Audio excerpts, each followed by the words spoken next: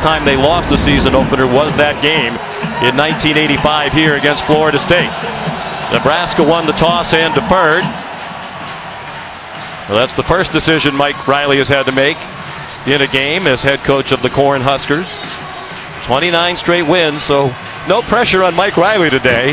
It's opener. If you lose, you end that streak as well. You know, the great thing about him that he embraces the standards that Nebraska fans have for him. It is breezy, as we mentioned. The wind at the back of Drew Brown, the place kicker, as he tries to kick off. Wind gusting over 20 miles per hour. It is straight at the back of Brown. Undoubtedly one of the reasons why Mike Riley decided to defer and kick off.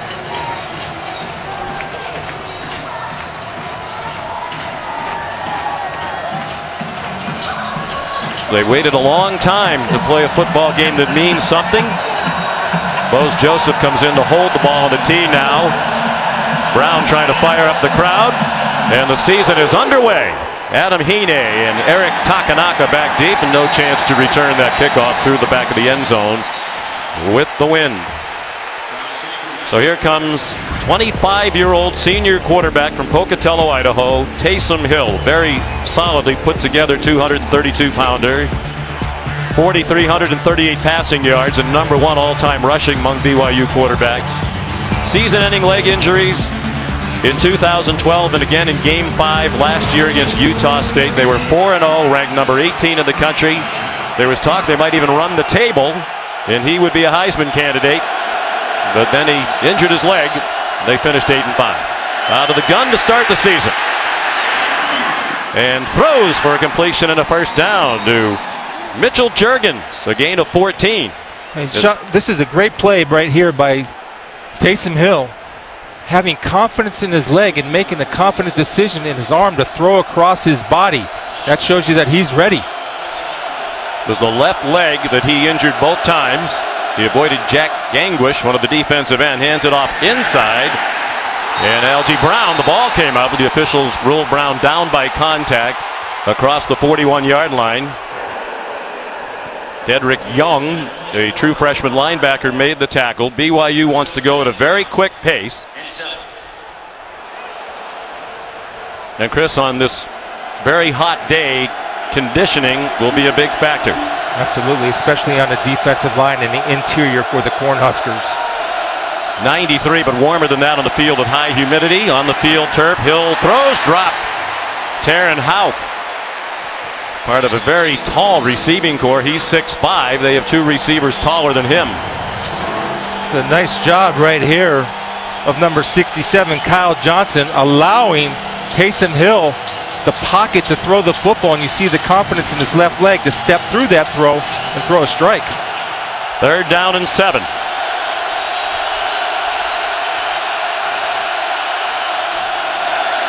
They fake the inside handoff, and on target is Hill for another first down to midfield. Houck caught that one and then was tackled by Aaron Williams, a freshman safety.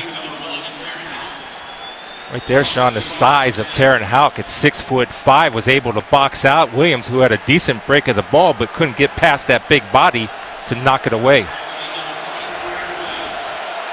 9-yard gain on 3rd down and 7. They marked it at the Nebraska 49. Brown again cutting across. That time they handled it to him, and he got dumped by Joshua Kalu, the cornerback. And two early positive signs for BYU. First of all, Taysom Hill, as Chris mentioned, showing a lot of confidence in that leg as he's rolling to the left, throwing right. And then secondly, the receivers, big receivers, not separating but making a tough catch in traffic. They're going to have to do that all day long. These Nebraska corners are going to stick to them. Loss of 2 on the last play. 4-man rush. Well blocked, but now Hill's running out of time, and he's sacked. Back of the 46. The freshman, Freedom Akamoladun. It starts with the inside pressure right here. They collapse the pocket, and Taysom Hill likes to normally scramble to his left, and Akamoladun does a good job of not losing sight of the quarterback, retracing his steps and finishing the play. Redshirt freshman playing in his first game for Nebraska. Third down and 15 for BYU. The Cougars at their own 46. Adam Heeney in as the running back.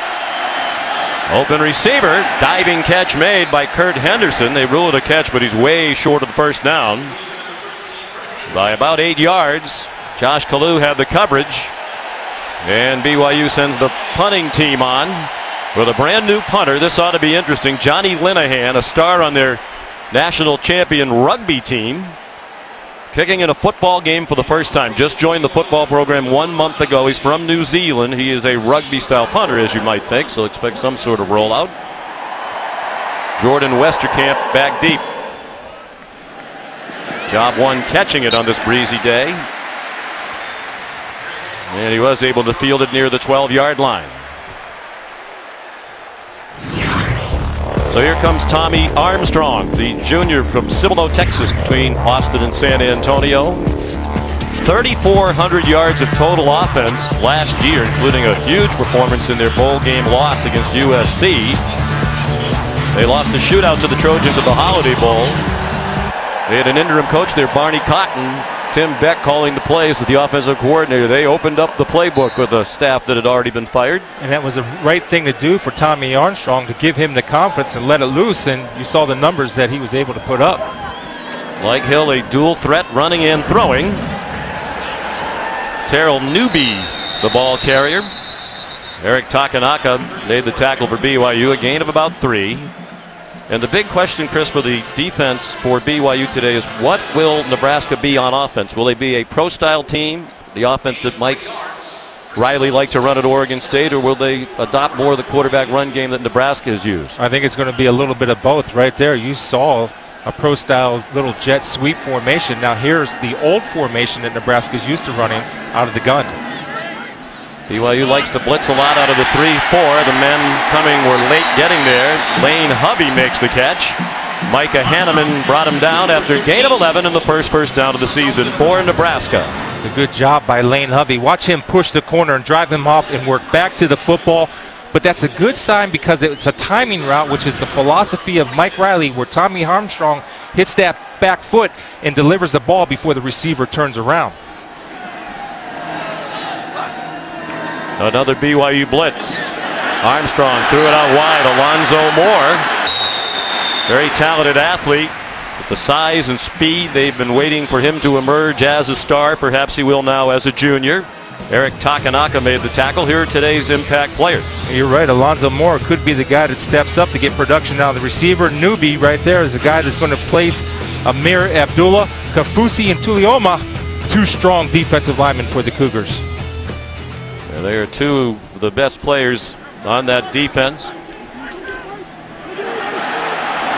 Alonzo Moore, that's out of the old playbook from Oregon State. Mike Riley and his staff love the fly sweeps and the reverses, and Moore gets the carry for 13 yards. They lost Pearson L., who was that guy, that little fly sweep guy, that screen guy, and they were looking for the athletic Moore, playmaker, to step up. And right there you see Coach Riley and Coach Langsdorff, the offensive coordinator, finding ways to get him the football in space. Now at the 46-yard line. Armstrong on the run. Good throw, and the first catch of the year for Jordan Westerkamp. Their leading returning receiver, junior captain from Lombard, Illinois. And guys, I think early on in this game, it's so important for Mike Riley and offensive coordinator Danny Langsdorff to get Armstrong in a rhythm, get him comfortable and confident. He has a tendency, if you go back and study him, to be a little bit emotional, and if things don't go well early on, it can tailspin and turn into some other bigger problems. But he's confident early on and really feels good about the momentum of things. He tends to have his better game. So far, so good for Armstrong. Right now, that demeanor could be credited to Mike Riley because of his demeanor. 3 for 3 is Armstrong. Throws deep on his back foot. Westerkamp open. He got chopped down inside the 20 at the 15 by Jordan Prater. A 21-yard gain for Nebraska. Watching film with Todd McShay yesterday, we noticed that Tommy Armstrong does do this a lot. Watch him throw off the back foot and almost like a fadeaway in basketball. But what he gets away with is that strong whip arm, where he can deliver the ball with a little zip, even off of his back foot. Nebraska looks sharp. on its opening drive of the season. It's marched from its own 12 to the BYU 15. Armstrong takes off running. They brought pressure off the corner from Michael Davis, and Armstrong stepped ahead for a yard and a half or so. It'll be second down. Well, that's a bad sign for BYU. If you're having and getting exploited through the pass, what you have to resort to is start to bring different types of pressures to try to get some type of pressure on Tommy Armstrong. Bronco Mendenhall, the BYU head coach, he also calls the defenses. The record speaks for itself. Won 70% of his games, averaged 9 wins per year. They set up a screen, and it's over the head of Terrell Newby. And that's another staple for Mike Riley and Danny Langsdorff. Mike Riley said, we are a huge screen team. Yeah, back in 13, 768 yards of their passing yards were off the screen. And that set a record. That's a quarter of their offense. And I love the screen in the red zone because defenses don't expect it and you don't see it very often.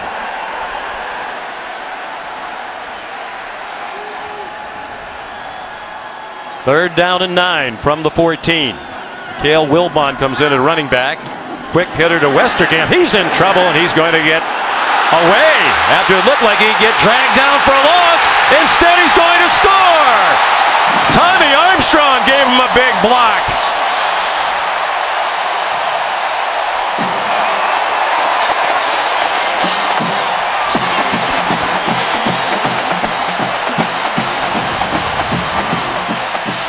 Well, he's a senior. He's known for big plays, and he never quits. Longing right there, number 21, had a shot but couldn't finish. And a little roommate love. Tommy Armstrong throwing the key block on Davis to spring Westerkamp into the zone. We visited with Tommy Armstrong yesterday. He's solidly put together, 217 pounds. Drew Brown kicks the extra point. Westerkamp caught 3 from his roommate on the opening drive. 14-yard touchdown pass officially. And an 88-yard drive. Yep. And first touchdown pass of the season for Tommy Armstrong.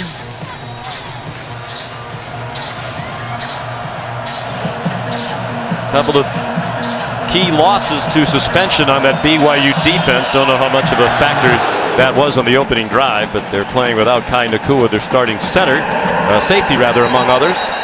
Adam Hine takes a knee, and we send you back to Cassidy in the studio.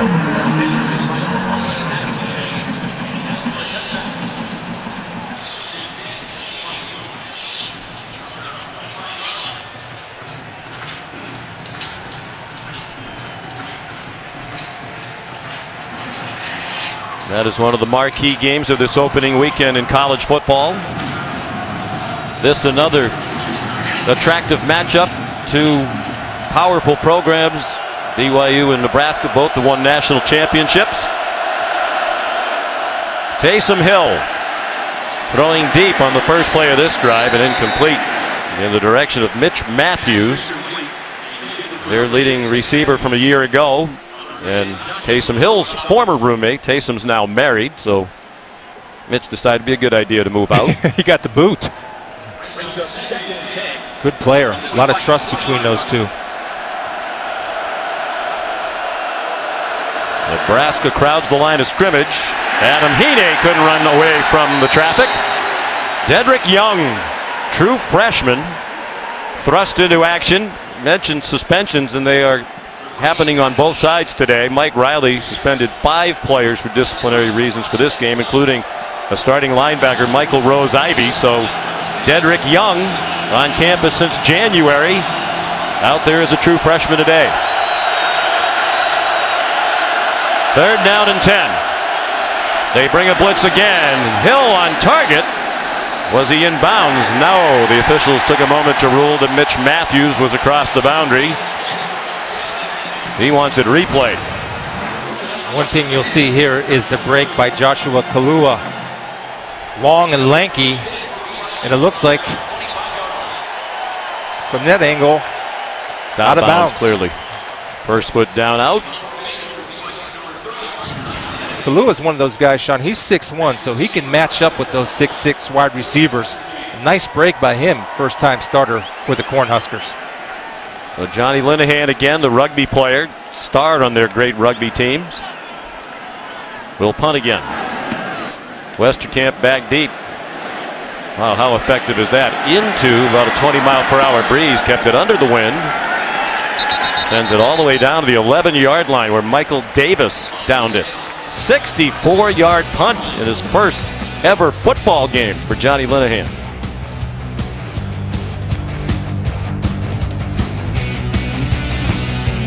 Oh, the punter on the football team, and that was a big punt, 64 yards, flip field position. And kicked it across the field, too. Nice. Tommy Armstrong goes under center. Hasn't done that a lot under the previous coaching staff. Terrell Newby straight ahead and yanked down by Bronson Kafusi, the senior from Provo, Utah, and long and lean at 6'8" and 280 pounds. Yeah, and his dad's defensive line coach. He'll be proud of him on this particular play. Watch Bronson get off the ball, not panic, come under or over the top of the cut block by Janovich, and is able to finish, not giving 1-for-1. Way to finish. You love to see that. Flag down, thrown by the referee, Michael Cannon.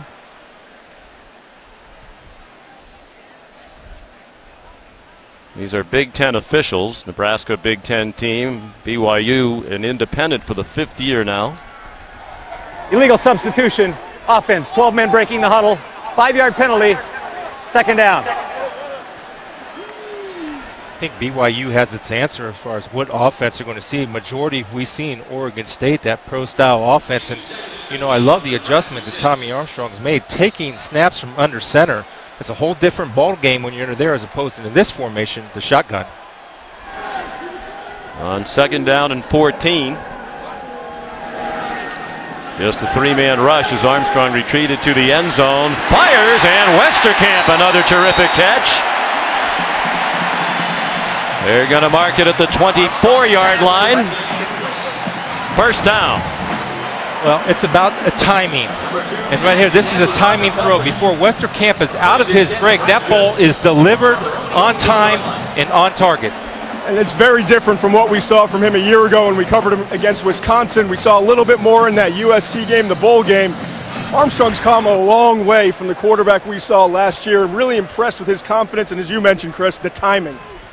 18-yard completion to Westerkamp. Terrell Newby cuts back to the left and a good gain on first down of about 4. Logan Teele made the tackle, part of that front 3. There's Danny Langsdorf, longtime offensive coordinator for Mike Riley at Oregon State. Left last year, went to the New York Giants as the quarterback coach with his longtime friend Ben McAdoo, the offensive coordinator. Said he really enjoyed working for Tom Coughlin, but the chance to come back with Mike Riley and call the plays again in a great program like this was too much to pass up. On 2nd and 6, all day for Armstrong. That day's about to end. He flips it out of bounds as he was being taken down. Officials conferring now. And they are going to throw a flag. Logan Teele was the man putting the pressure on Armstrong. You're going to watch the film tomorrow, and the first thing out of their mouth from Danny Langsdorf is, Tommy, you can run. Intentional grounding, offense number 4. Ball did not get to the line of scrimmage. It's a loss of down, spot of the foul, 3rd down. We get the fact that you want to make a play downfield, but look at all the space in front of him.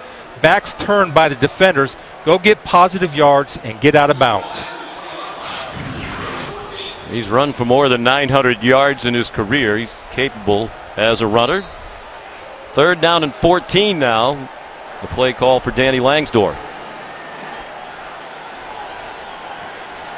See if BYU drops 8 or brings pressure. Rarely do they just bring 4.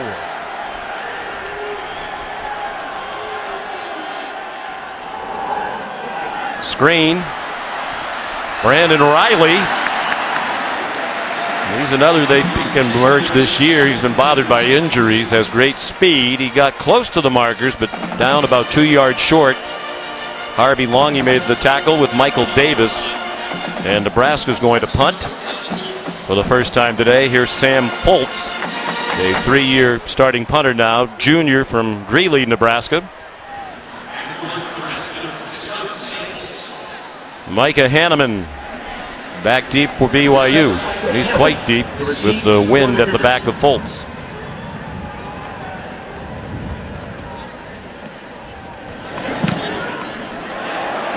That is a bomb into the wind. Will it stop? Touchback. Alonzo Moore got there, tried to save it, but could not. It's a 68-yard punt, but it'll come out. It was reviewed in the booth by Steve Newman, who said the call stands. He didn't say it was confirmed. They didn't have an angle to overturn it. So they marked the ball instead of the one. BYU out of its own end zone very quickly. And a big play to Taron Houck. Knocked out of bounds along the near sideline at the 25-yard line, a 24-yard gain. Well, as a corner, you can't get nosy. Take a look at 23, jump inside, loses sight of a man coming into his zone, giving up the big play. Sean, I think BYU needs to implement a little bit of their spread read option type offense to get Taysom Hill involved in the running game. They haven't had a lot of success in their basic drop back pro style game. Well, they said they're going to lean away from that because of his history of injuries. They know the key to their season is to keep him healthy. He throws a deep ball to an open receiver. Nick Kurtz the catch. Deep into Nebraska territory, down inside the 20. Byerson Cockrell made the tackle. First career catch as a Cougar for the junior Nick Kurtz. Set up a little bit, and if safety sucked up a little bit on the quarterback draw, then you see him, when you're defined by your coach as the toughest, strongest, kindest guy, you'll take a hit to deliver the strike to Kurtz. And standing right behind him, probably 20 yards behind him, he saw Malik Collins, the star defensive tackle, bearing down on him. Didn't even give it a thought. Staring down the gun barrel. He is so tough at that quarterback position. Hill dodges the rush, takes off running, and dives ahead to the 17. And to get back to what you said a moment ago, Chris, about the quarterback runs, Taysom told us last night, basically he doesn't expect that Robert Denai, the offensive coordinator, is going to call design quarterback runs. He thinks all the running he's going to do is going to be on plays like that last one. Yeah, and they also, and if they do run a read option, Sean, they have a pass option off of that zone read look. Hill got 5. Play faking a good one. Throws to the corner of the end zone. Incomplete. Intended for Kurtz. And there is a flag down on the play. Daniel Davey had the coverage. That's the look we were just talking about. They ran a zone read look, but what they added to their offense last year and built on it with Taysom Hill is the pass off the zone read, where he doesn't have to run but look to throw first before he decides to tuck it. Pass interference, defense number 23. Foul occurred in the end zone. 15-yard penalty from the previous spot. Automatic first down.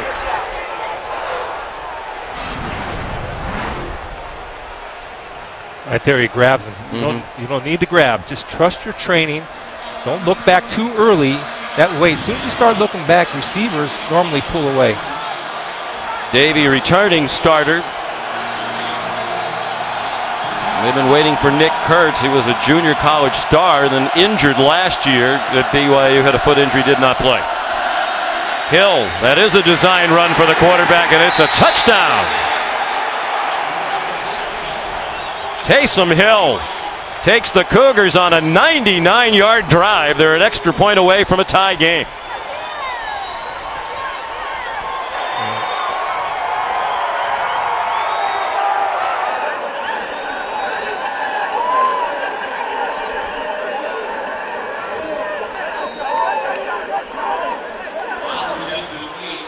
Trevor Sampson, senior, second-year place kicker for BYU, adds the extra point. BYU and Nebraska tied at 7 with 2:50 to go in the first quarter. Took them only 4 plays to go 99 yards. And a touchdown for Taysom Hill.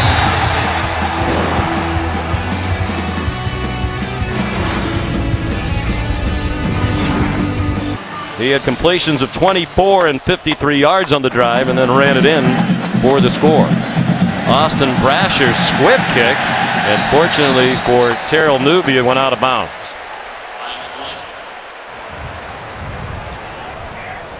Here's Todd McShay.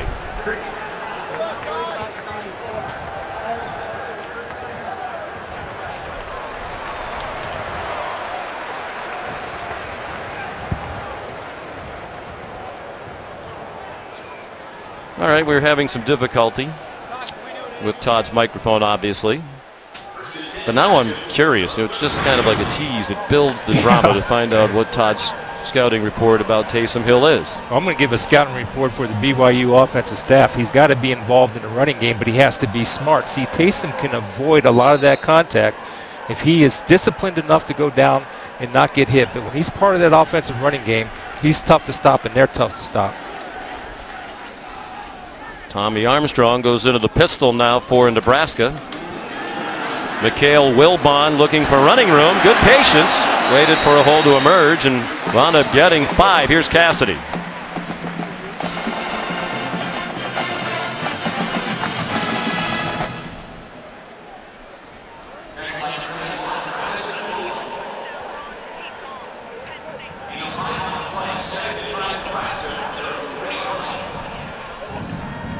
Cassidy, thank you.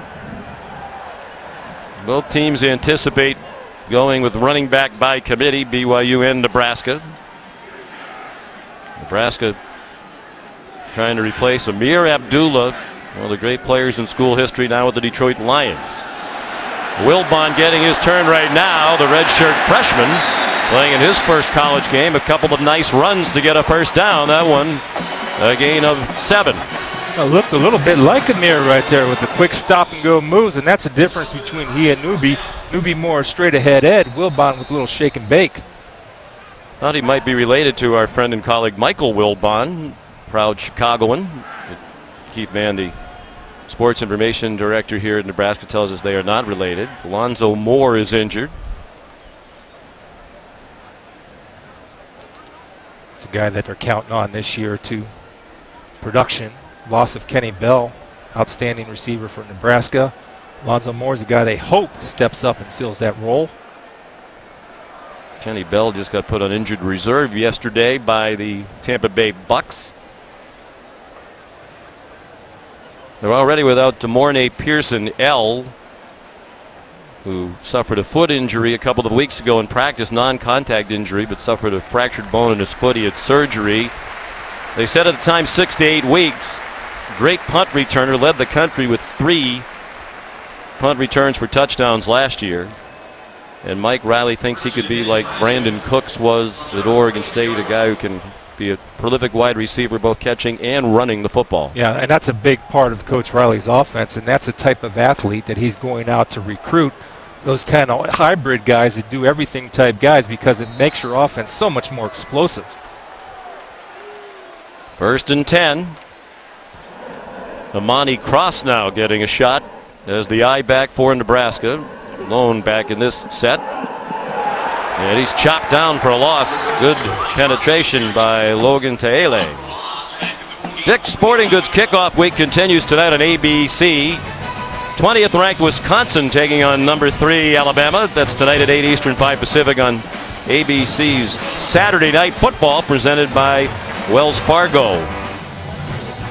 Those teams have met once previously. It was November 3rd of 1928, 3 days before Herbert Hoover was elected president. Wisconsin won 15-10. Our statistician Marty Aronoff was there. He was very proud to vote for Charge Hoover a few days later. BYU, they're first. This will be a 30-second timeout. Timeout called by BYU. And after a very effective tease, we now believe that Stormy McShay has his microphone working. You know, it's opening day. We're working the kinks out as we go along. Stormy, how about that much anticipated scouting report on Taysom Hill? I knew you guys were waiting on that. All right, Taysom Hill, evaluating him, remember, as an NFL prospect, mental makeup, B, I think he has some work to do in terms of adjusting to the next level, but clearly a very intelligent quarterback. Accuracy is a C. I know that's going to jump out. Anticipation, throwing the ball down the field, inconsistent, but we've seen today an improvement in that regard. Delivery and arm strength. Arm strength is, I'd say, adequate to above average. Delivery gets the ball out, has a smooth stroke. And I think the best part of his game is pocket mobility. That's not just speed and athleticism. That's also pocket presence, feeling the rush coming, understanding when he has to get the football out. Look at that mental makeup, an A. I knew you would disagree with that. Little swing pass, Tommy Armstrong, Mikhail Wilbon. He's been impressive on this series for Nebraska. Out to the 41-yard line of BYU. Good block by Westerkamp to spring him for 14 yards. Well, Westerkamp is the key to everything right here. He's setting it up, but Wilbon, patience. See, that's hard for a young guy to establish. And right there, Westerkamp gets away with a little bit of a hold, but the patience of a young running back is something that they should be optimistic about with Danny Langsdorff and Mike Riley and their young back. High snap and a quick throw. Intended for Jamal Turner. Micah Hanneman there for BYU. Just the second incomplete pass for Tommy Armstrong.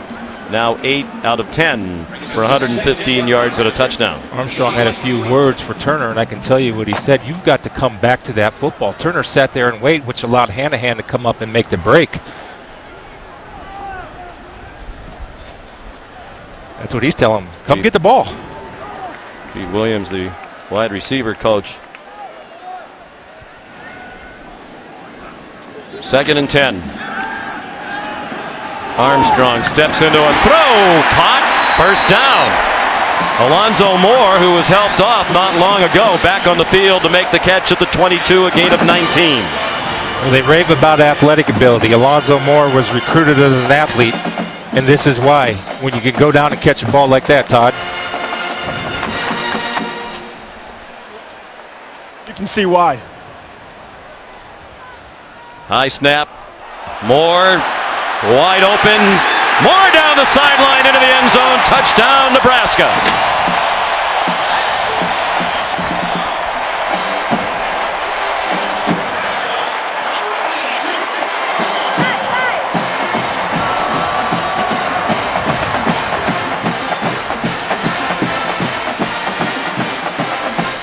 Matt Hadley couldn't take down Alonzo Moore. First career touchdown for the junior. The end of a 7-play, 65-yard drive. Both of these offenses impressive in the first quarter. 22-yard scoring play. Runner caught the pass, went into the end zone without stepping out of bounds. The play is under further review.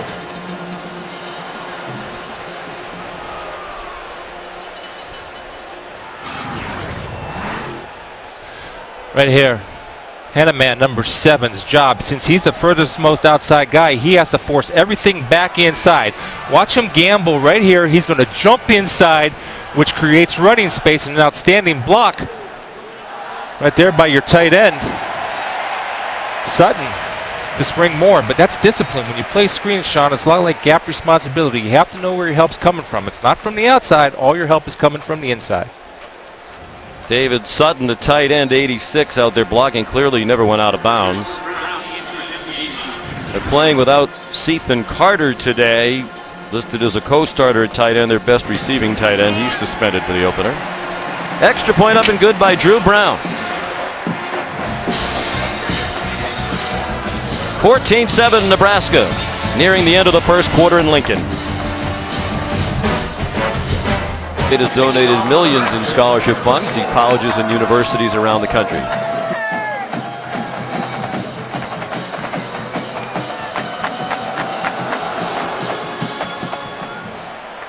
Drew Brown picks it through the back of the end zone. Well, Todd and Chris, an impressive start to the season for Tommy Armstrong Jr. Yeah, Sean, you can just see the confidence. He's in the pocket, the timing, getting the ball out on time, and the big-time arm that he has. Chris, I'm so impressed just the way that Coach Riley and Langsdorff have handled him and how he's responded. Well, I love the play calls. I mean, that's probably the 5th screen that we've seen today. If you want to get a quarterback confidence that struggled with 52% completion rate last year, throw a lot of screens and he'll be confident hitting those, and he'll be confident throwing the ball down the field. Taysom Hill trying to respond quickly.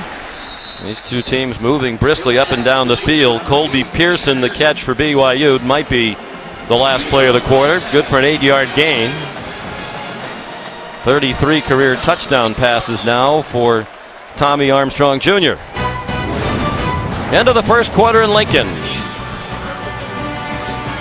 302 total yards of offense between the two teams, and the Huskers lead by a touchdown.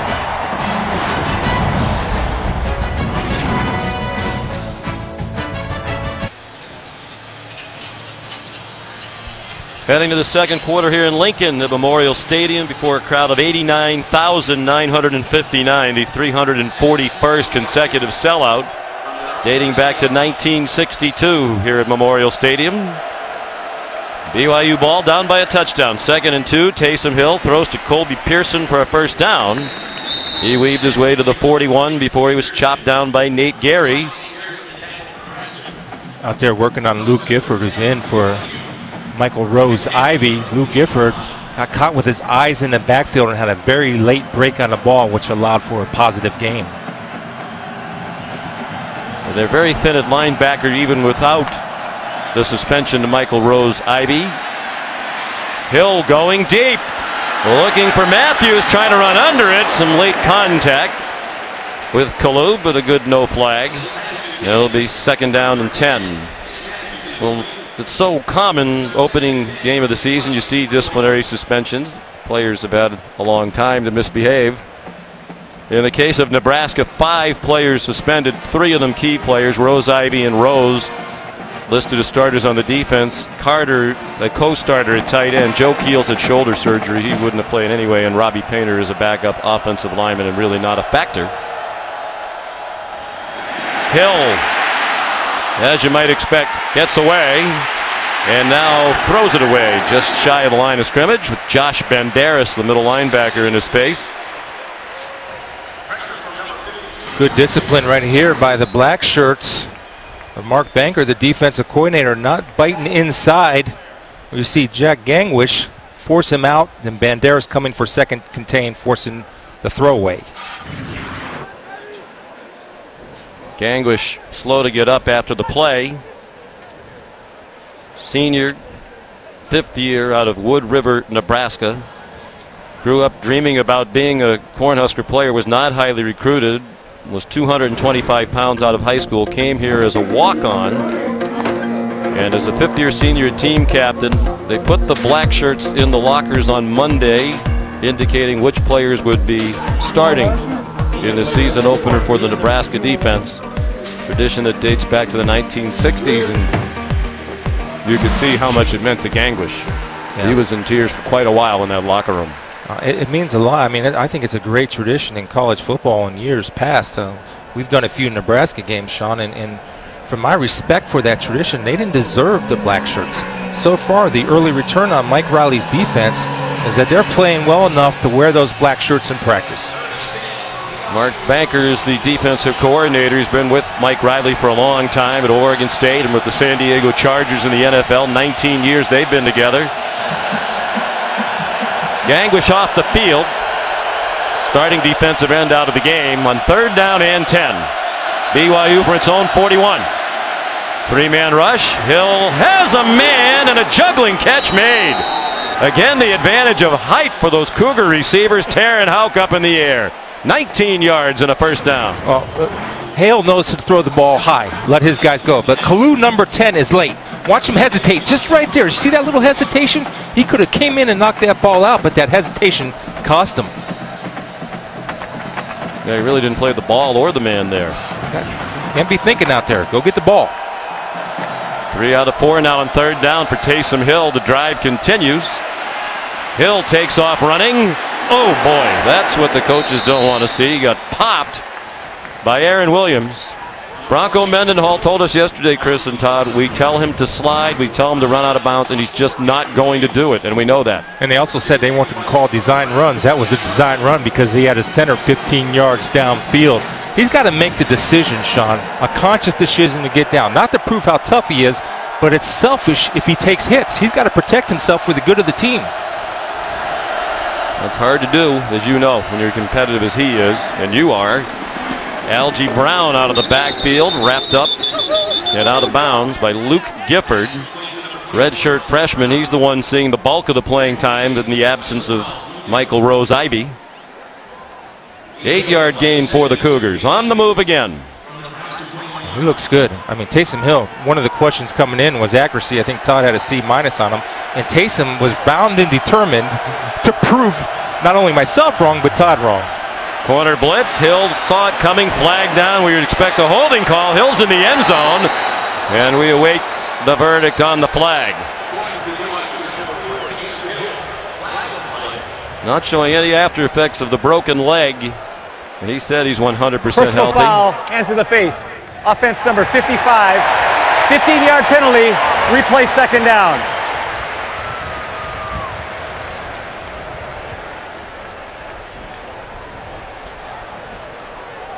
I don't think he meant 55. They don't have a number 55 on the field. Perhaps 56, the center. So it was against the defensive player, number 55. And that's the call. It's going against the defense. Michael Cannon, the referee, said offense and pointed in the wrong direction. But it's going against Kevin Maurice, the backup defensive tackle.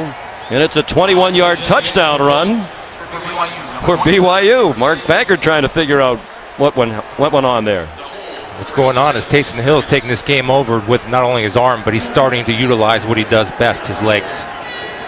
Michael Cannon, the referee, still over by the BYU sideline. I think they're happy to get the good news, even if it's a little bit late and miscommunicated originally.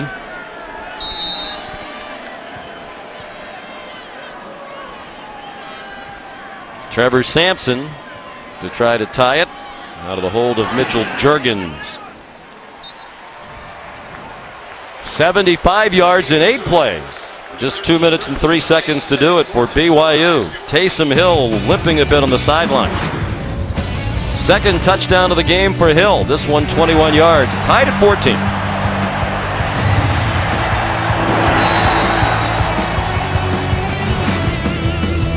Warming up.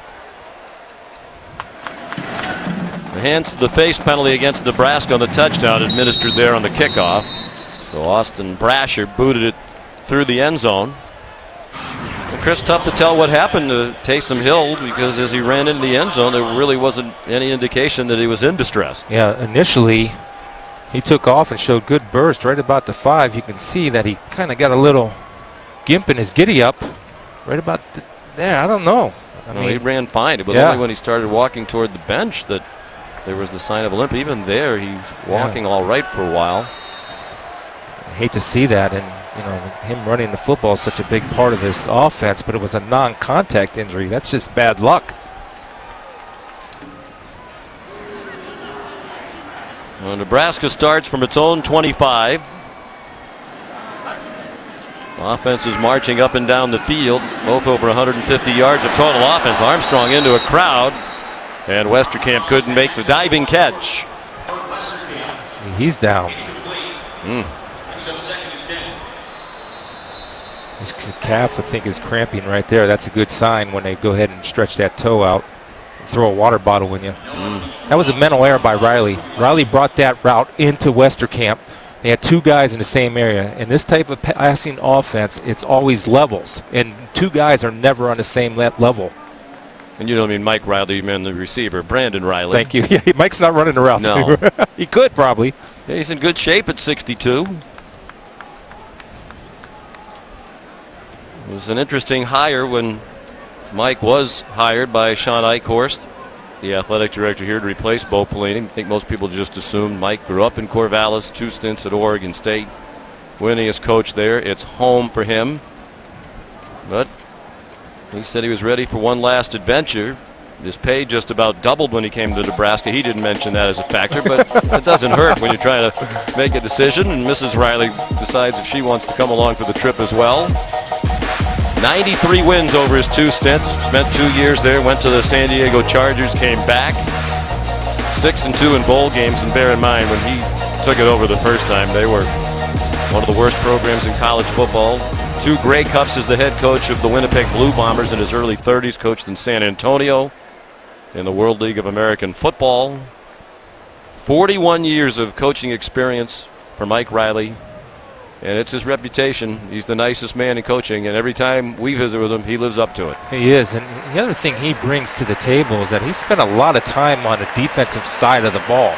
So he's coached and coordinated defenses, he's coached and coordinated offenses, and he's now an offensive guy because he has so much trust in Mark Banker. And during the week, he and Langsdorff and Tommy Armstrong, they get together. He's a big part of this playbook, but Danny calls all the plays on game day with influence from Mike. We talk about his personality, reading an article written in the Winnipeg paper about Mike's transition to Nebraska. The writer mentioned that Mike thanked the reporter for coming down from Winnipeg to interview him and write the article. Alonzo Moore, the ball carrier, right out of that old Oregon State Beaver playbook. Good for a little more than 10 and a first down just across the 35-yard line. Well, there has to be an adjustment right here at halftime for BYU. What happens is their defensive contained man, the guy responsible for turning the ball back inside, is getting pinned inside, creating a short corner on a jet sweep.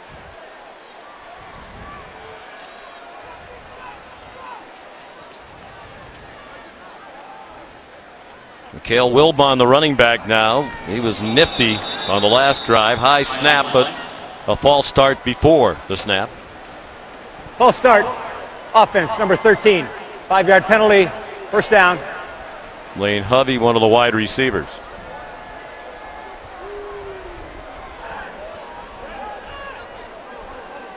First and 15 from the Nebraska 30-yard line. Nebraska penalized 5 times already for 40 yards. BYU has not been penalized. Penalties were a problem last year for the Cougars. They're still working on Westerkamp's cramp. And both teams knew it was going to be a hot day and talked about taking the necessary precautions, hydrating before the game, but it still happens.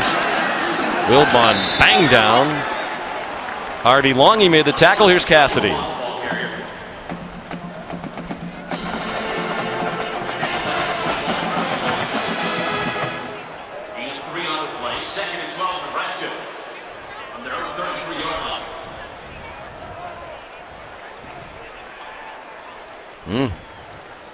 Read one article that called Rosa the next Peyton Manning.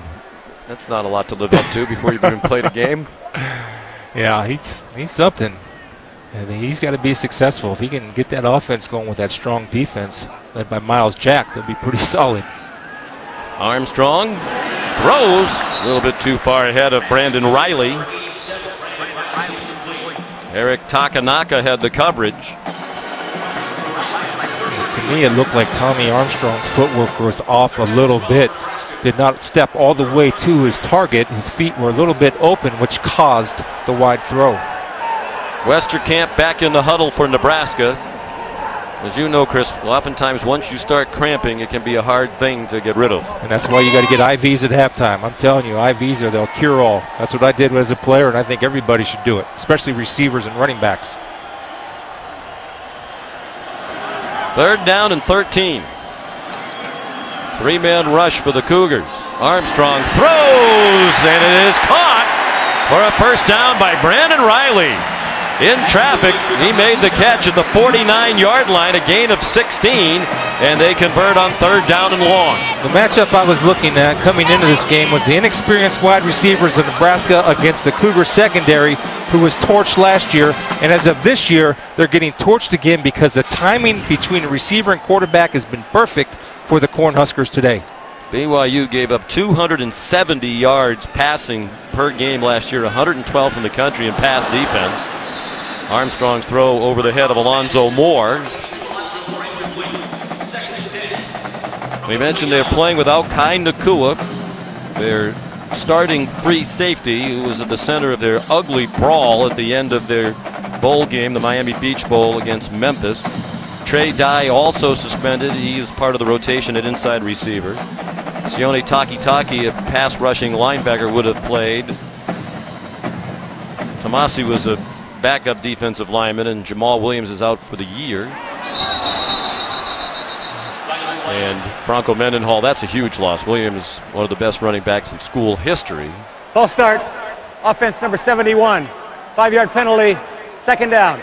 They've known for a while they were going to be without Williams. As Bronco Mendenhall said, it's just making the same mistake too many times, so he's out of school for a year. They hope he'll be back and expect he will be next year. Yeah, and I think it's good of them to give him a second chance. One other note I want to make, Michael Davis, the starting corner, is out, and you have true freshman number 18, Michael Shelton, out there. And this is a tough place to play in your first game as a true freshman at corner. They're going to test him. He's here, but he's not on the field at the moment. He went off injured a little while ago. He turned to the sideline. We don't see him out there right now. Armstrong throws. Whoa, whoa, whoa. David Sutton, the intended receiver, and then he took a hit in the legs. The crowd thought that was late from Jordan Prater. And Sutton very slow to get up on the Cougar sideline. And he's limping. Now he goes back down.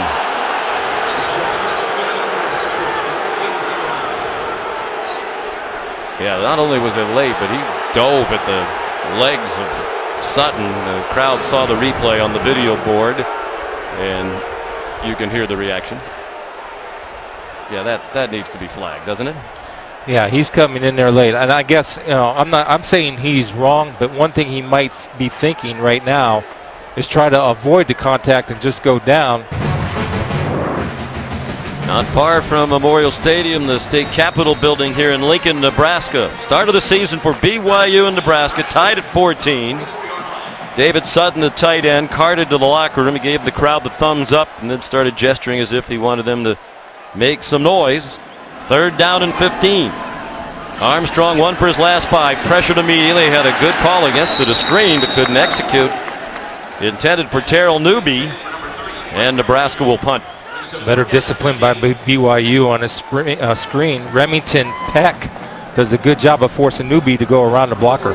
And that's twice now, guys, that it's been 3rd and long, and instead of trying to put Armstrong in a position to throw the ball downfield and maybe force it and make a mistake like he's been put in that position in the past, they're going to the screen route, something safe underneath, and hoping they can get yards after the catch. But they're not going to put him in a spot where he makes that big mistake and loses the confidence that he's gained in the first half.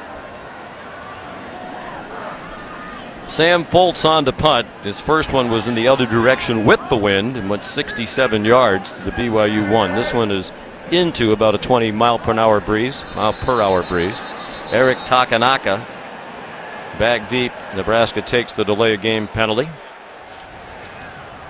Delay of game, offense.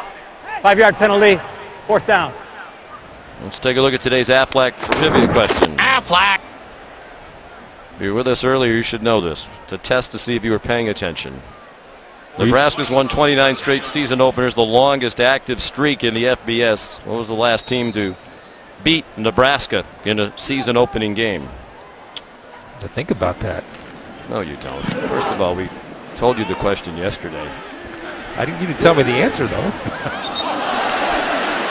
Foltz's punt is downed by Alonzo Moore.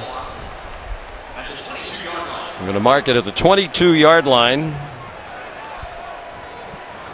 Well, you see, Robert and I said they want the offense to match the effort level of the defense. The defense plays with great effort. He wants the offense to do that too, and this offense is going to have to rally around the true freshman Tanner Mangum. His first appearance in a BYU game. Still no word from the sideline about what's wrong with Taysom Hill, who injured himself apparently on his touchdown run on their last possession. Coaches say Mangum has a big arm, not the running threat that Hill is. Nate Gary up from his safety spot to wallop Nate Carter, and right on cue, Taysom Hill running without a hitch back on the Cougar sideline. Well, that's good to see right there. And Mangum has been very impressive in training camp, back from his 2-year mission. He's looked strong in training camp, and he looks strong in warm-up. Sean, I remarked to you how well and accurate he throws that football. Many of these players do a 2-year church mission. See, Hill looked like he's looking for his helmet, wants to come back in. Malik Collins in hot pursuit. Mangum on target, first down. Devon Blackman swung down, but he was beyond the markers before he was thrown back by Daniel Davey. Yeah, first the quickness of Malik Collins, who beats his man one-on-one. That's why NFL scouts like him. Then the accuracy on a run by Magnum, and the receiver working back to help out his young quarterback.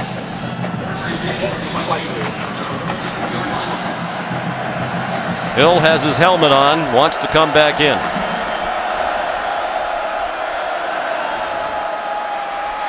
Mangum saying, hey coaches, I can run.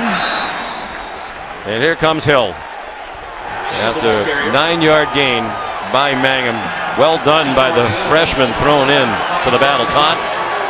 I was just told by a BYU official that Taysom Hill has a foot sprain, and they're working on taping it up properly to the point where he can run around and be the guy that he is, and they obviously got it done. He's back in there on the field. So it was a foot sprain. That's why he left the field. They're able to take care of it by taping it up, and he's back now. Just glad it's not a knee or that leg injury, Sean. He hands it off. Mitchell Juergens turned the corner. Down at midfield, another first down for BYU. You wonder, Chris, when he scored that last touchdown, he kind of abruptly slammed the brakes on as he got in the end zone. If you wonder, he jammed his legs into the ground apparently for no reason if he hurt himself, because it didn't look like it happened during the run. Well, I think his best attribute is toughness, and guess what? He gets a chance to prove that today in front of the nation. It looked like it too. He did grimace a little bit and was hurt on a jog back to the bench after putting up 6. The pistol, the run fake.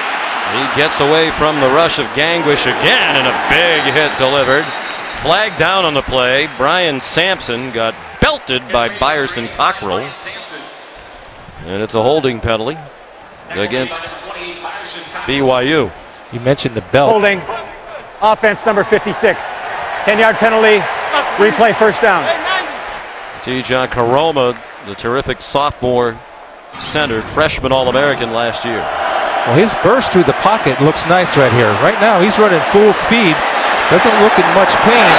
And a little grimace right there at the very end when he slammed on those brakes. I don't know if he slammed the brakes on because he had the foot sprain first. You know, it's the old chicken and the egg. Did he sprain his foot and that's why he stopped abruptly, or did stopping somewhat abruptly cause the problem? It's the first penalty of the game against the Cougars. Hill fires, caught, and escaping is Devon Blackman, one of the fastest players on the Cougar team. He has a first down to the Cornhusker 39. Blackman's probably, as you said, one of the fastest, but also a way that they have to manufacture to get him the football. And I love the way he works back to the quarterback. And if you're wondering about Taysom's foot right there, he planted his feet well and was able to throw off that back foot to deliver the strike. 21-yard gain. They needed 20 for the first down. Crowd screaming about an obvious hold, and the flag is thrown. Hill goes out of bounds at the 34, but that's going to come back. 89,000 additional referees on Michael Offense number Cannon's 78. 10-yard penalty. Replay first down. Tuni Kanuch, the guard, right guard. Yeah, right there, and he's working on big number 98, 55, Kevin Maurice.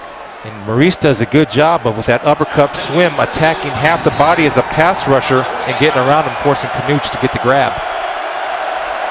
It's a veteran offensive line. They think it's going to be one of the best they've had in recent years at BYU. They gave Hill time, and he's on target to Nick Kurtz. Josh Kalu, the coverage. Well, Taysom Hill doesn't look any worse for the wear.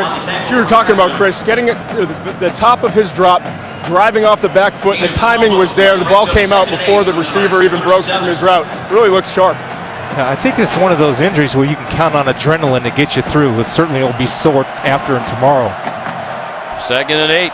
Game tied at 14. The blitz came, and they complete the pass to Pearson.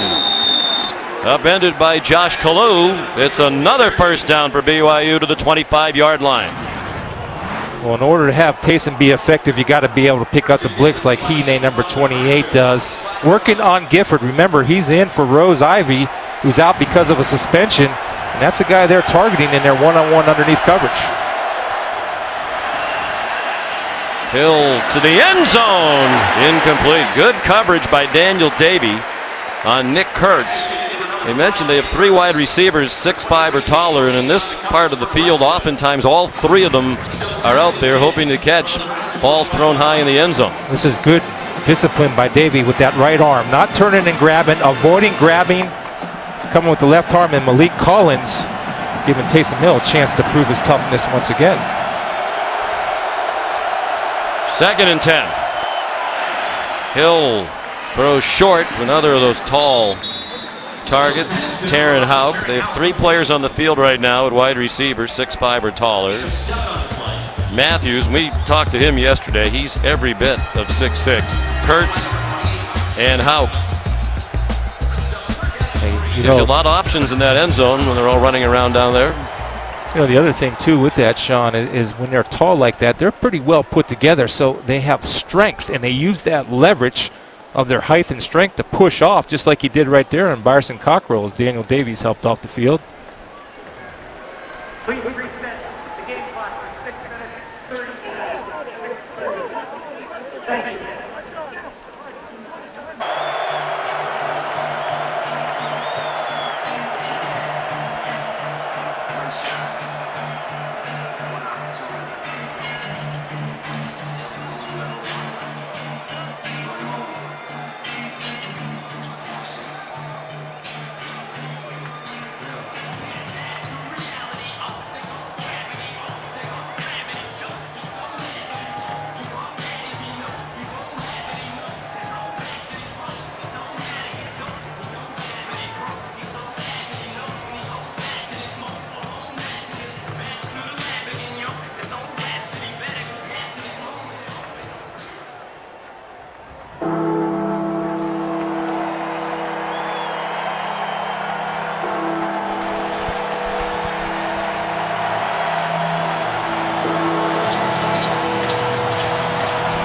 Back at Memorial Stadium in Lincoln, BYU trying to take its first lead of the game. The Cougars and Cornhuskers tied at 14. 3rd down and 3 for BYU from the Nebraska 18. Nate Carter buried. They tried to trick him and they didn't fool Josh Banderas.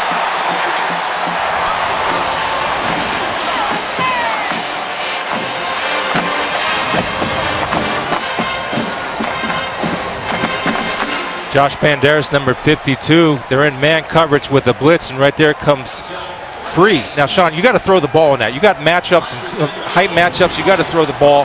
3rd and 3 situation like that. It's an automatic get for them if they would have threw it. 41-yard try for Trevor Sampson. Plenty of wind at his back. The distance shouldn't be an issue, and the accuracy not a problem either. Just about right down the middle for Sampson, who was accurate a year ago. He made 12 out of 14. First lead of the game for the visiting Cougars with 5:42 to go in the opening half. Flag. Time for the answer. Nebraska, the longest active winning streak in season openers, 29 in a row. The last team to beat them, Florida State, here in Lincoln on a similarly hot day, 93 degrees at kickoff, September of 1985, with Danny McManus, the quarterback for the Seminoles. Sammy Smith, running back, I think number 33, if I remember correctly. I believe played for the Miami Dolphins at one time. A good player, really good tailback. 5 national championships won by Nebraska, 43 conference championships, but none since 1999. Tommy Armstrong and the Cornhuskers trying to change that this year in year 1 under Mike Riley. He was well aware, Coach Riley, the opening day winning streak that he has inherited. Austin Brasher kicking off with the win. Back to the studio. Here's Cassidy. First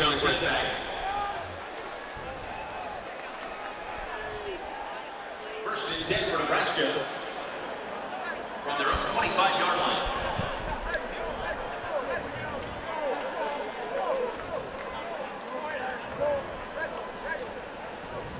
How do you like Auburn's chances being one of those 4 teams in the college football playoff this year? Well, they were talking about the quarterback as a Heisman Trophy winner that hasn't taken a snap yet today on game day, or somebody was mentioning that, and I don't know. I mean, if Will Muschamp can get that defense going like he can and the quarterback plays up to his ability, I absolutely like Auburn.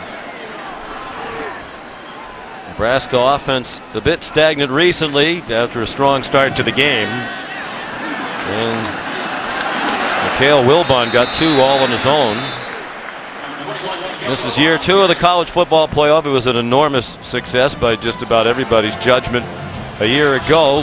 It'll conclude in beautiful Glendale, Arizona in the Valley of the Sun on Monday, January 11th after the semifinals, which this year will be in the Goodyear Cotton Bowl and the Capital One Orange Bowl. I got a few sleepers in that playoff, in that Final Four that I'll share later. Semifinals on New Year's Eve. Problems on the handoff, and it's recovered by BYU's Fred Warner. Just a simple exchange between Armstrong and Wilbon, muffed. And it's the first turnover of the game. Fred Warner, the recovery. This is usually the quarterback's fault. Now let's see where he places that ball into the running back. Todd and I were actually talking about this yesterday during film, and it looks like that ball hit the upper arm of the redshirt freshman, Mikhail Wilbon. See that? Yeah, but I think the problem really started with the snap, Chris. The snap was a little to the left of Armstrong. It looked like he was sort of juggling it the entire time. And the timing of the whole play is thrown off of a bad snap on a shotgun.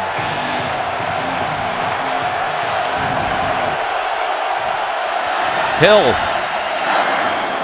throws short for a 6-yard completion to Mitchell Juergens, a walk-on until just prior to this season, now on scholarship as a junior.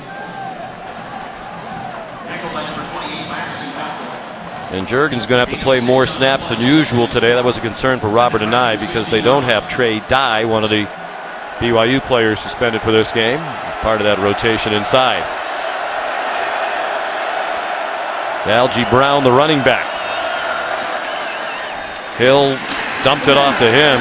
He got belted, managed to fall forward for a yard. Greg McMullen, Josh Banderas in on the tackle. I'll tell you, Nebraska's doing a much better job of wrapping up and tackling this year. Mark Banker has emphasized in training camp taking better angles, and so far they have. They haven't had a lot of missed tackles like they've had in the past.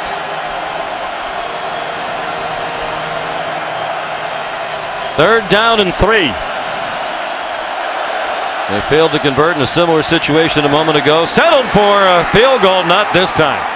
As Chris said the last time, throw the football. They did, and Mitch Matthews scores for BYU. Well, the matchup one-on-one, Sean. Coverage with Mitch Matthews against Kalu. Kalu lets him inside. If you're playing man-to-man, you must protect the inside, especially if there's no safety. You get back on your heels, you give up the inside. There's too much field to work with, and it's too easy for the former roommates to connect on touchdown. Trevor Sampson.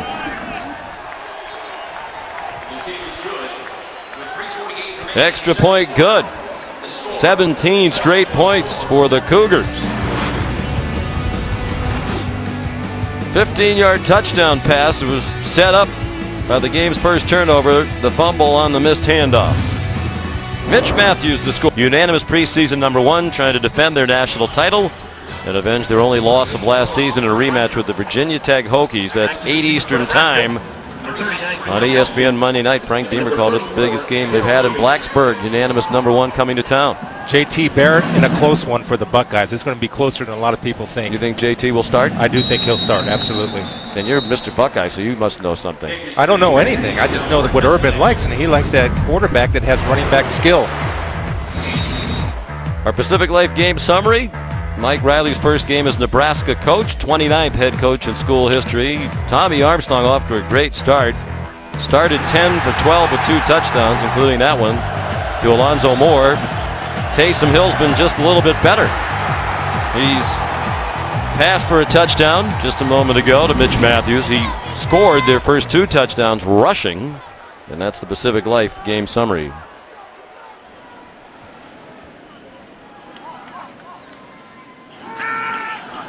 On 1st and 10, Armstrong hit as he threw, and it's too high for Jordan Westerkamp.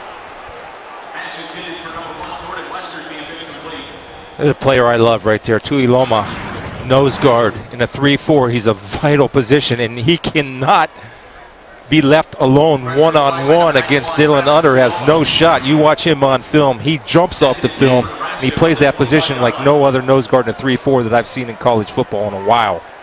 Junior from Topeka, Kansas. Bronco Mendenhall said he is their best defensive lineman. That's saying a lot because he has some good running mates there with Kapusi and Taele. Middle screen. Mikhail Wilbon might have been off to the races, but he got tripped up. There is a flag down at the line of scrimmage. Fred Warner made a big tackle, or it might have been many more yards for Wilbon.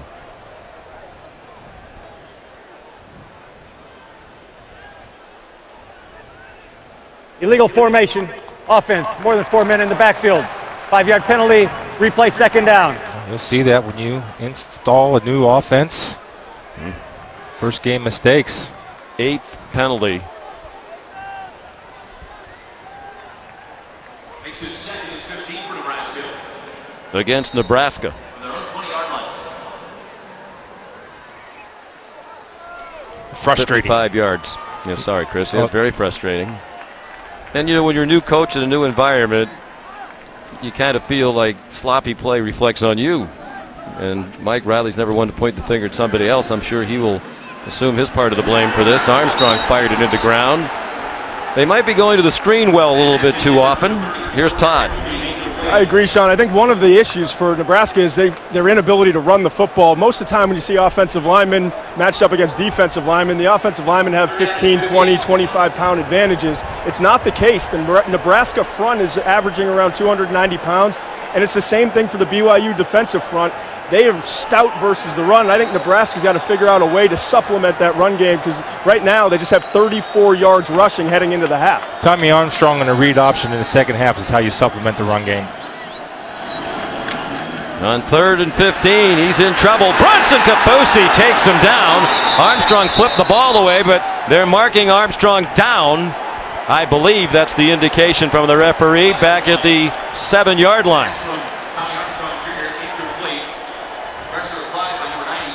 6'8", 280 of determination. Intentional grounding.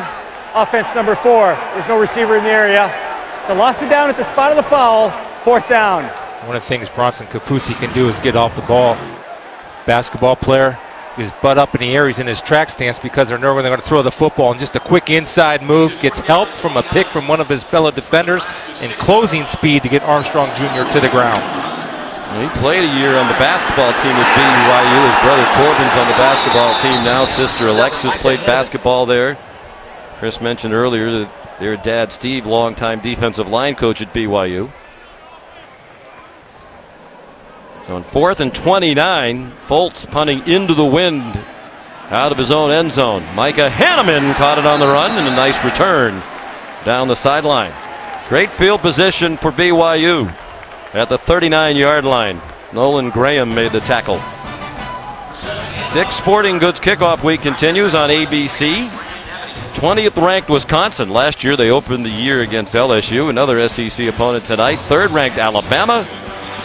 That's tonight at 8 Eastern, 5 Pacific on ABC's Saturday Night Football. Another coaching debut. Paul Christ returns to Madison after spending a couple of years at Pitt as the head coach. I believe their quarterback, Joel Stave, will have a little bit more of a comfort level with Paul Christ than he did with Gary Anderson. Well, last year he wasn't the starter. Clearly he was dividing time. That seemed to divide their team. Adam Heaney, the ball carrier. Dedrick Young made the tackle. Impressive for a true freshman. Stage isn't too big for Dedrick. Shown well first half.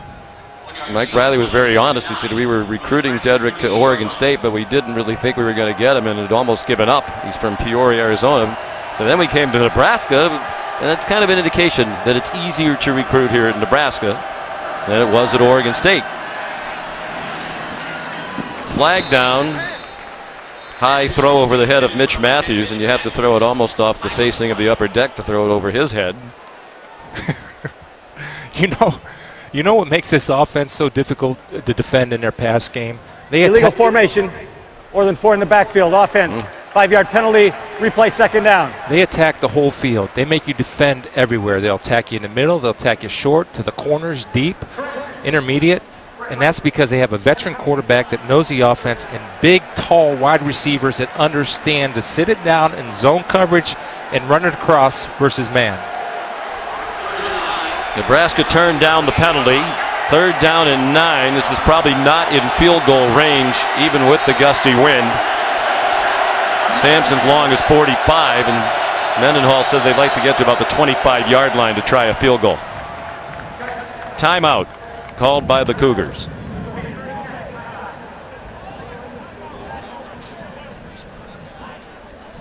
It is a 30-second timeout. So now it is time for Kerry Spielman's run play, design quarterback run in spring game. He laughed out loud because he said, I'm just not used to seeing that in one of our practices. They have it. They haven't really used it. Hill on 3rd and 9 throws short of the first down. Nate Gary made the tackle on Devon Blackman. It is ruled a catch, and perhaps it's enough yardage to try the field goal, though it doesn't look like it. It looks like they're sending the offense some subs on to go for it on 4th down. Well, this is their comfort territory. Remember, this forces Nebraska to play man-to-man, and Nebraska's had trouble matching up with the tall receivers of Brigham Young in man-to-man. 4th down and 3 would have been about a 50-yard field goal with the win from here. Those tall guys all bunched to the right. And they throw to the left, and it's dropped. Good call. They did not execute.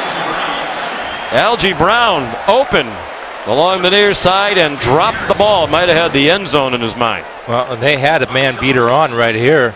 Josh Banderas is misaligned in that, Todd. He can't get out there to cover. Yeah, and it's really surprising to me that Brown dropped that. All the tape we studied of him from last year, I thought he was the most reliable pass catcher out of the backfield for this team.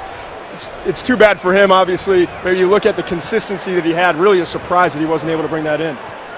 Huge play. Might have gone for a touchdown. At the very least, they move the chains, have a 1st down, keep the ball, and perhaps punch it in or kick a field goal later on. Now Nebraska with 2 timeouts, 1:38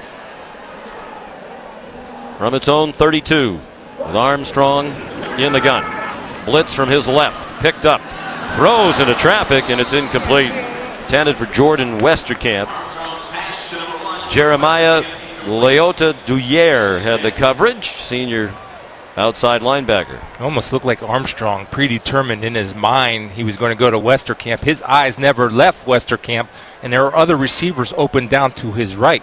He's got to be able to scan that field to use all his options. Started out on fire. He's won for his last 11. Here comes a blitz. Longy got enough of Armstrong to trip him up. Harvey Longy started out at the University of Utah, went on his mission. When he came back, he transferred to BYU. He was a running back and is still learning how to play linebacker. Coaches say his great ability, doesn't always know exactly what he should be doing. Yeah, but he'll do it full speed. And a great compliment to Harvey was that every drill they do, whatever drill or group he's in, that's the best one. Bronco Mendenhall said, it's my job to get him more assignment sound. He did his job well there, it would seem. Armstrong on 3rd down and long, pulls it down running, has room, and has the marker. 1st down. They're going to spot him out at the 44. Just across the 44. This is what I love, Sean. First read not there, second read not there, tuck and run. That's got to be part of their offense because it can be such a weapon. And when you have that 1-2 tuck and run, if it's not there, you put so much pressure on a defense to account for quarterback run. 14-yard gain. Under a minute to go in the half. So Mike Riley needs to pay attention to the clock. And Westerkamp was open. The ball short as Armstrong was throwing under duress. Falling back, the throw didn't get there. Coming up at the half, stay tuned for John Saunders, Mark May, Mac Brown, and the Cooper Tires halftime report. All the scores and highlights from around this big opening weekend of college football.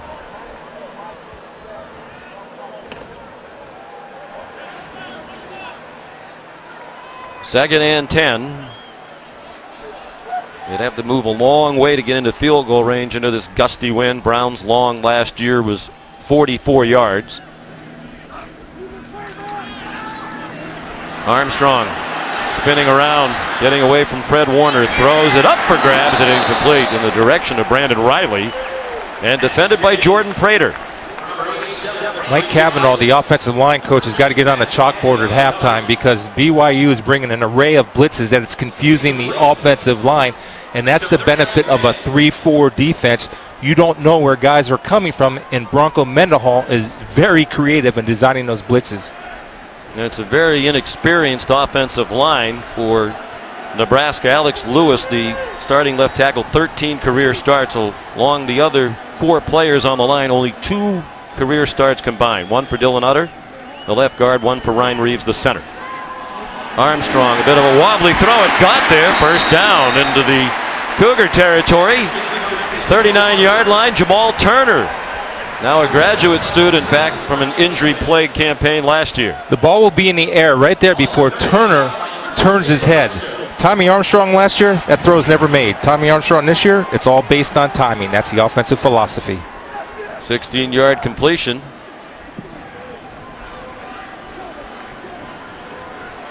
Michael Davis, who was out of the game for a while, a starting corner, has returned for BYU. On the field now, Terrell Newby is the running back. 4-man rush. Newby stayed in the block, helped for a moment. He got Longy down on the ground. Longy blocked again by Newby.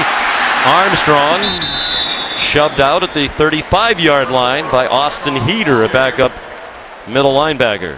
Used up 11 seconds, taking it down to 18. But again, not forcing the ball, especially as you're approaching scoring territory. Good growth and maturity in the decision-making of Armstrong. Drew Brown, the field goal kicker, was just 2 out of 6 from 40-plus last year and 0 for 1 beyond 50. And this is into a gusty breeze. They need considerably more yardage, you would think. Probably at least the 25-yard line to make it comfortable for him. They're on the 35 now. Armstrong again throws. Westerkamp quickly out of bounds. In field goal range now, inside the 23. I mean, there's an example of the arm strength throwing into the wind, and he throws off of his back foot. I mean, I know that's something that they're working on, but you have that type of arm strength, you can sometimes get away without throwing off your feet. Well, after all, he is Armstrong. Thank you very much. I was waiting for that. And I wish you had waited a little longer. No, I love it. I'm pleased. 1st and 10, 13 seconds. They do have 2 timeouts. Armstrong zips one toward the end zone, and behind his intended target, Lane Hubby. Leuda Duyere had the coverage. Here's what I love about this is a linebacker, Leuda Duyere, not looking back for the football and just playing the hands and keeping his hands off the receiver. Discipline, discipline, discipline. Well done. Although he probably shouldn't throw his hands up in the air as if to say, I didn't do anything, because you only invite suspicion that you really did do something. Yes. 7 seconds, so they need to do something quickly if it's in the field of play. They need to use that timeout quickly unless they get beyond the marker. They're going for the end zone. Up for grabs, and it's batted away from Hubby by Michael Davis, and just 1 second left on the clock, so time for a Nebraska field goal try. That ball was a little bit late because Davis was beat by Hubby. Ball being late allowed Davis to recover. There's Drew Brown. In this day and age, 67% isn't great. It's okay. They want him to do better this year. He's the brother of Chris Brown, former standout kicker here at Nebraska, who went on to a long career in the NFL. 40-yard attempt. Ooh, my goodness. Looked like a Todd McShay tee shot. Snap, hook, wide left.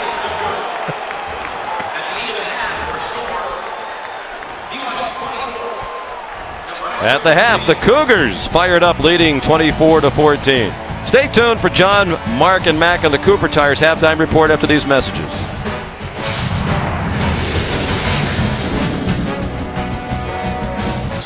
Today to give him 33 for his career. He moved past 2 terrific quarterbacks, Vince Ferragamo and Jerry Taggy, on the all-time touchdown pass list here in Nebraska, now 7th all-time.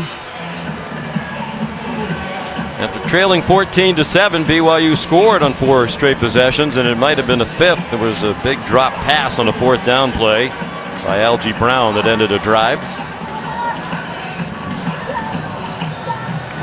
Austin Brasher kicks off. Shadows starting to become an issue. If you're just joining us, it is a hot and breezy day. Today's AT&T Strong Performance. Here's Todd. As Sean, Taysom Hill, BYU quarterback, senior quarterback, 6'2", 234 pounds, has been the story. You see all day long, making good decisions, checking off bad throws, deciding to take off running. We've known about the speed. He's healthy now. the toughness we've also known about. You mentioned the sprained foot, goes to the locker room, comes back out, and then making good decisions throwing the football. Has completed 68% of his throws and accounted for 3 touchdowns so far. BYU up by 10, in large part because of the play of Taysom Hill. Well, Todd, he wanted to prove that he was an accurate passer, and he's shown that today because that was a question mark coming into his senior year. Tommy Armstrong handled a high snap. Gave it off to Terrell Newby, who started at running back. Short gain. Manoa Pikula, Bronson Kafusi made the tackle for Brigham Young University. Gain of 3. You see, they went with a little bit of their zone read offense. That's what they're going to have to do, I think, because you only had 37 yards, now 40 coming into the second half, and number 4 has to get involved with his legs.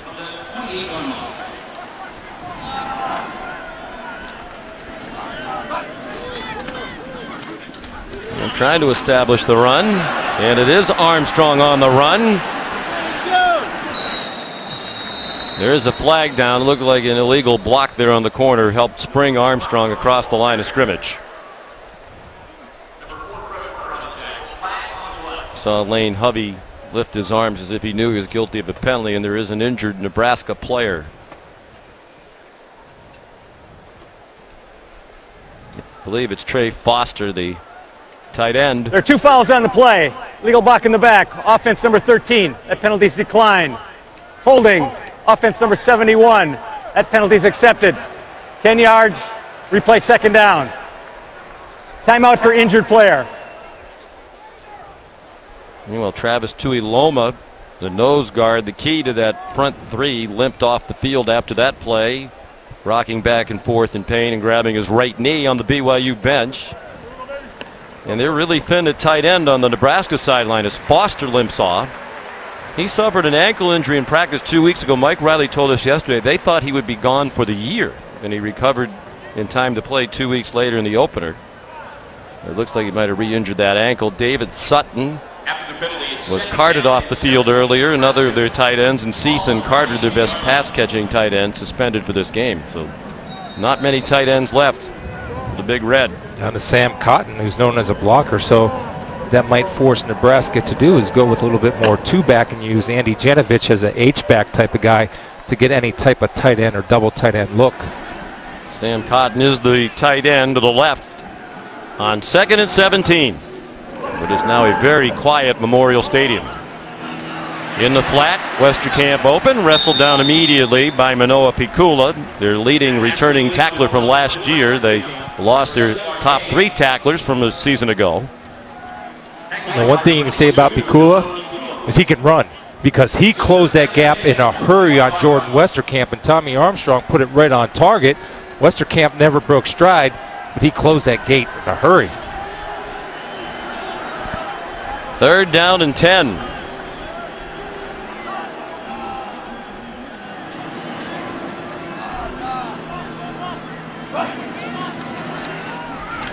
Five-man rush. Armstrong hit as he throws, incomplete, intended for Westerkamp. Covered by Harvey Longy. Armstrong got planted and is very slow to get up. He renewed his acquaintance with Bronson Kafusi.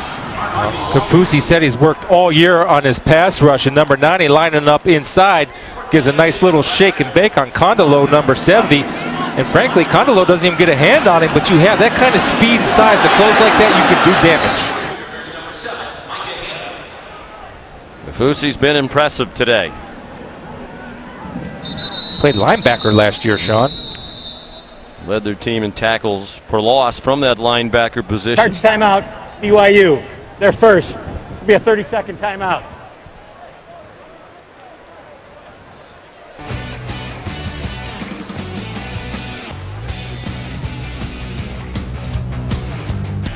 Best app out there. I love it. I'm on it all the time.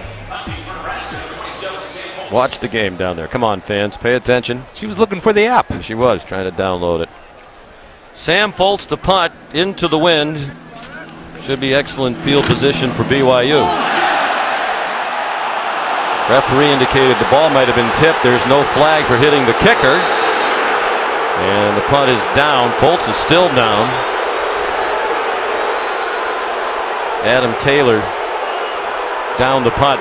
at the 41-yard line. 34-yard punt. I believe the referee, Michael Cannon, gave the gesture that the ball was deflected. Perhaps we'll see it here. Yeah, one danger of having a rugby-style kicker. Apparently it's blocked into him. Yeah, if you That's run, the gesture. You're running toward the line of scrimmage, so your chances of getting contact, certainly nothing malicious. And Foster just pushed him down into the kicker, who's in a vulnerable position, landing on one leg.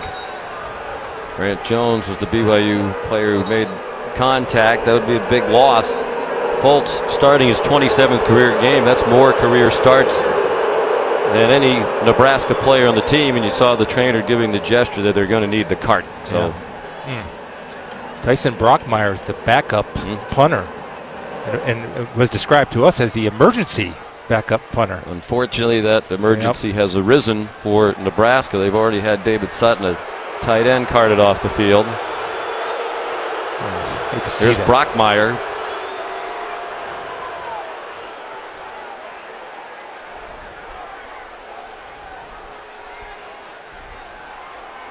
A senior, but no experience in this role in a game. And Fultz can't even put his left leg on the ground.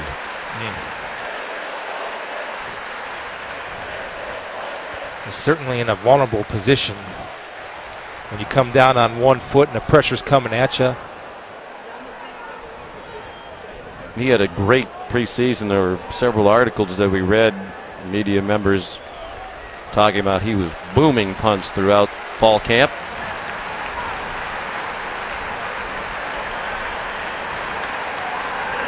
It's a horrible feeling. You know, it really is. And you feel for the kid anytime in that situation. Just awful. You could see the emotion as he looked to be trying to fight back the tears as they carted him off. Josh Banderas trying to get the crowd fired up. It's gone very quiet here. Nebraska twice led by a touchdown, but BYU 17 unanswered points. And here comes the crowd trying to make life difficult for Taysom Hill, who operates from his own 41. Throws short. Caught by Devon Blackman, swung down by Josh Kalu.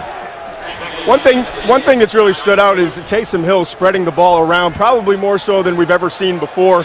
You know, even talking to defensive coaches preparing for this game, there's a tendency for Hill to lock on to Mitch Matthews, number 10. But today, 5 different receivers with 2 or more catches, really doing a nice job distributing the ball. Well, they're playing so much zone, Todd, that he knows the weakness of the zone and attacks it immediately, no matter who's the beneficiary of his ball.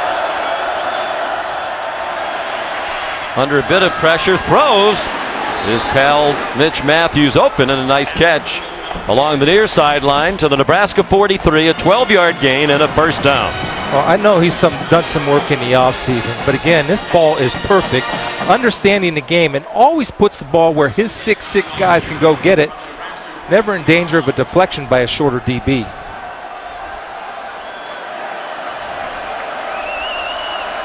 BYU trying to take firm control of the game here in the opening minutes of the third quarter. And an interception by Nate Gary. Huge mistake by Hill. And now he's trying to take down Gary. And does with help from Algie Brown. Nebraska needed a huge play, and they got one from the Black Shirts defense. First huge mistake. He thinks Gary's coming under pressure. Gary did a good job of selling it. Now he's going to drop back. Flag down at the end of the play, Chris, right near where the tackle was made. Gary returned it 43 yards. Here's what I'm talking about. Watch Gary. He's going to sneak up right here, and Taysom Hill is going to think he's coming. Instead, Gary does a little bluff and goes back and shows his outstanding athletic ability. After the play was over, unsportsmanlike conduct. Return team number 24. 15-yard penalty. We first down Nebraska.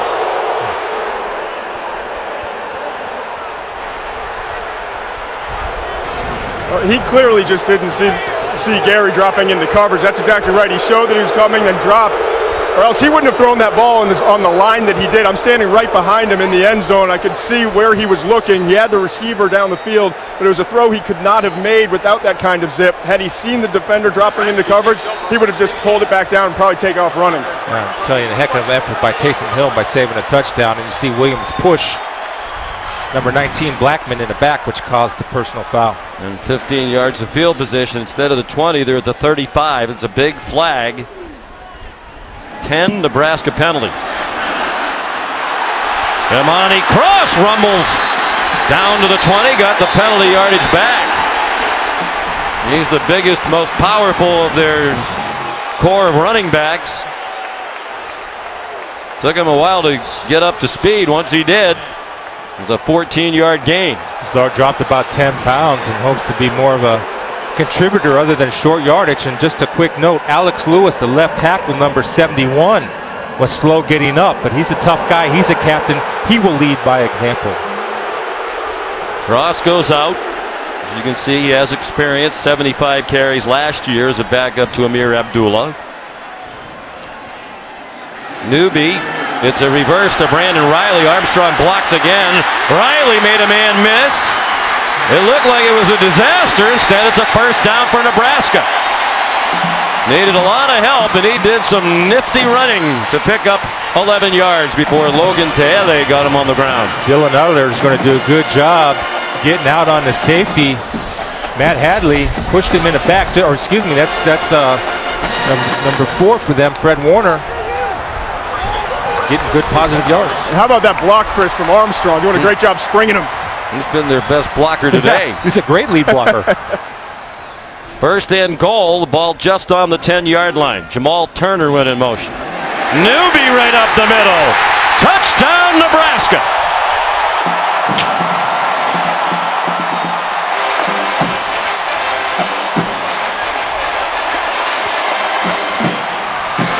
But there's something to be said about being fired up and staining and sustaining blocks. They're going to open up. They're going to bring him around to hold the backside and watch the hole open up in the burst by Newby.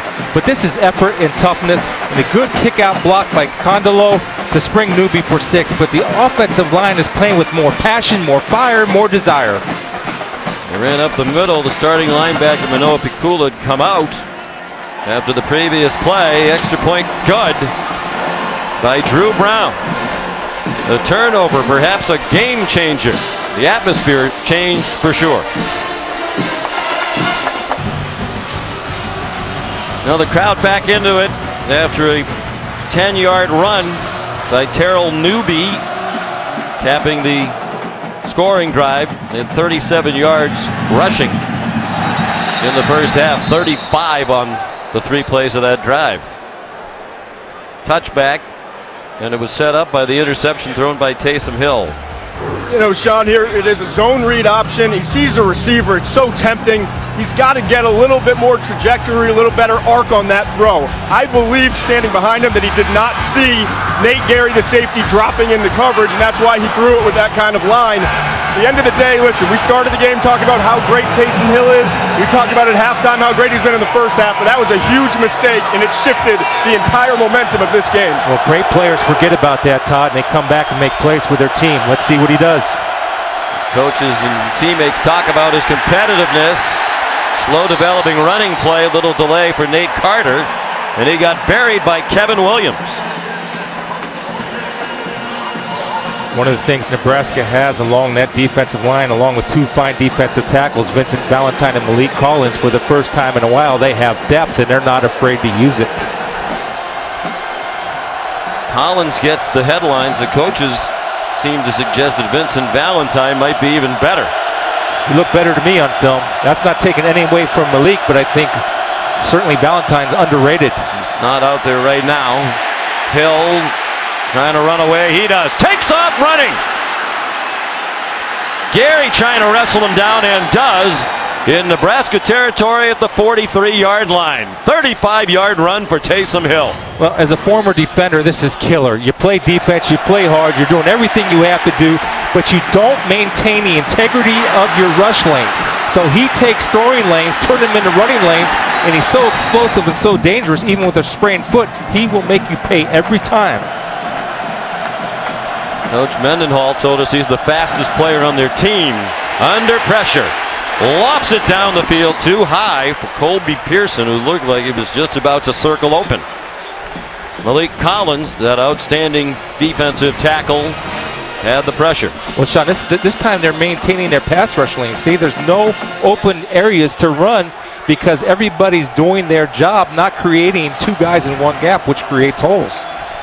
Loved when we talked to Collins last night. What are your goals for the season? First thing he said, I want to be an academic All-American. He has a 3.1 GPA. You need at least a 3.3. He's working hard to get it up. Incomplete pass. Mitch Matthews open along the near sideline, and the throw bounced in there. Now, they had Nebraska thoroughly confused because nobody covered out on Mitch Matthews. Kalua, number 10, was covering the wrong guy. Excuse me. Josh. You're not the only one who has Kalua on their mind yes, from time exactly. to time. Joshua Kalu, I'm sorry, Josh, but you got to get on your man and not jump inside.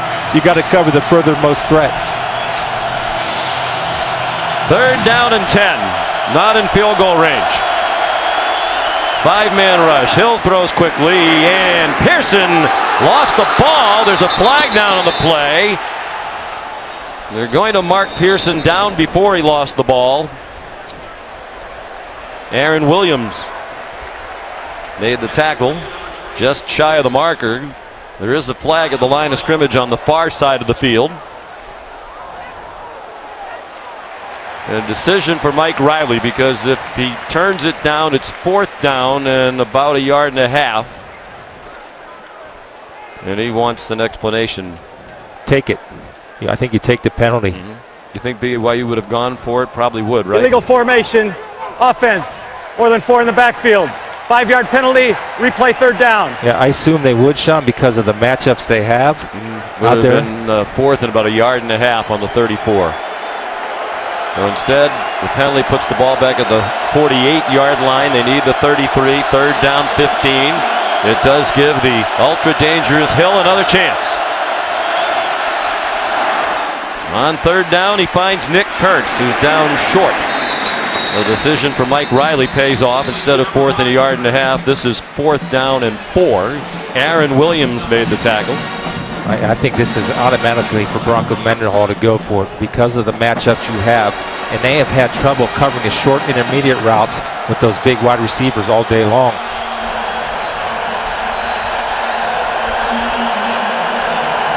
BYU trying to take momentum back and quiet this crowd. Leading by 3. Algie Brown out of the backfield. Hill in trouble and stopped well short of the 1st down. Jack Gangwish.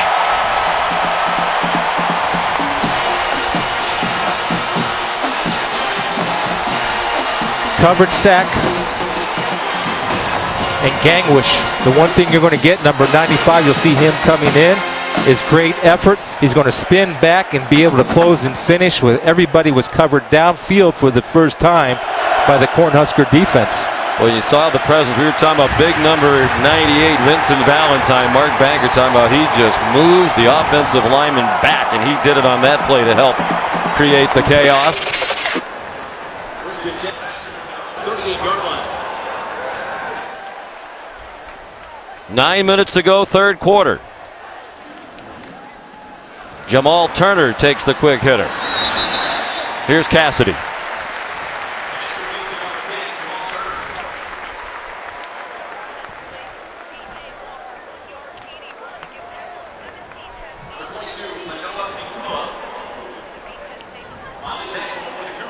Mm, 31 losses in a row. Temple's always tough. They always can run the football and play good, solid defense. Old school football. 2nd and 5.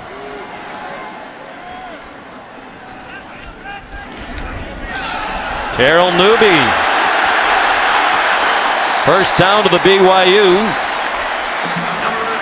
43-yard line. Michael Davis made the stop for the Cougars. Hey, they pick up the blitz right here. And here's what I like. Newby with a nice little patience. You see him set number 22, Piccola, inside, forcing him to jump inside, and he cuts offside and plays the block. No coincidence, Chris, that the running game has started up for Nebraska since Travis Tuiloma went out of the defensive front, the nose guard for BYU. Great run stuffer. He's come back onto the field after going to the locker room with the ice bag around his knee. Certainly doesn't look like he's coming back. It's the most important position in the 3-4. Screen. Mikhail Wilbon with blockers and speed and a first down to the 29-yard line, upended by Manoa Pikula.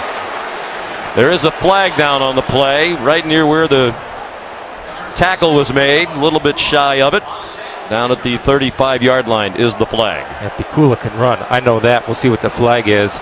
But when he chases down backs from the backside, not many linebackers can do what he just did. There is no foul on the play. The block in question was a legal block. First down. Watch number 66. I believe it's Dylan Utter. He's the one that's going to get out and see what happens. See him come right here to your screen. There he is. And he's allowed to chop block out there on the field and did a good job. And Hanneman, number 7, kind of ducks out of the way. Is a good cut block and turns his back. 14-yard gain. Utter, another one of those former walk-ons at Nebraska, who's become a starter. Junior from Papillion between here and Omaha. Look out. Wilbon in trouble. Pardon the interruption, says Fred Warner as he drops him back at the 36-yard line. Well, that's a bad, pardon this interruption, but that's a bad read by Tommy Armstrong on the zone read. For Warner just running right to the football. Tommy Armstrong, if he would have kept that tucked it and went, he had the middle of the line open. Loss of 7. 2nd and 17. Midway through the third quarter. Terrific opening game between these two traditionally outstanding programs. Stanley Morgan, true freshman, with his first catch. Out of bounds at the 22. They weren't sure he would play when camp started, but with the injury to Pearson L and with Morgan displaying his talents, they weren't going to redshirt him, and that's a gain of 14. And that's a good sign on a hot day like this, Sean. You need wide receivers at depth because they probably, I believe it was tracked at one time, run close to 5 or 6 miles during the game with all the jogging and sprinting they do. Morgan's from New Orleans. He's Stanley Morgan Jr., but he's not related to the terrific receiver who played in the NFL, Stanley Morgan. Patriots when I was a kid. Tommy Armstrong up and over. Some nifty ball faking and then the athleticism to the 10-yard line and another Nebraska first down, a 12-yard pickup. Boy, we were saying that when a quarterback runs, it opens up so many more options. Bad read on a lost option. This time it was a great read by Tommy Armstrong to keep and not pitch. And again, the absence of Travis Tuiloma. His injury and the interception thrown by Hill, picked off by Nate Gary, have really changed the complexion of this game. 1st and 10, they could get another first down inside the 1. Amani Cross tried to power his way inside the 10. That's about all he got to the 9. Jordan Prater knocked him back. This is the first time, guys, all day long I've looked at the BYU defense and started to see they're tiring out. They're starting to substitute guys in and out. And I think credit has to go to, obviously they're possessing the ball more, but this offensive line for Nebraska seems like a different unit in the second half. They are aggressive, they're attacking, they've been really effective. And they're frustrated, Todd, because nothing's more frustrating for a defense when you're getting the ball hammered down your throat. Armstrong has a man wide open. Trey Foster. Touchdown Nebraska, and the Cornhuskers take the lead.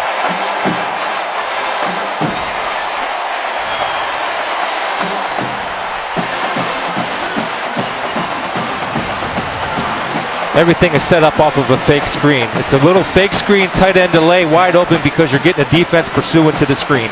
Take a look. Trey Foster shows good patience. There's a fake screen right out there to newbie. Everybody runs. Clear path for Trey Foster. Easy throw, easy catch for 6 points.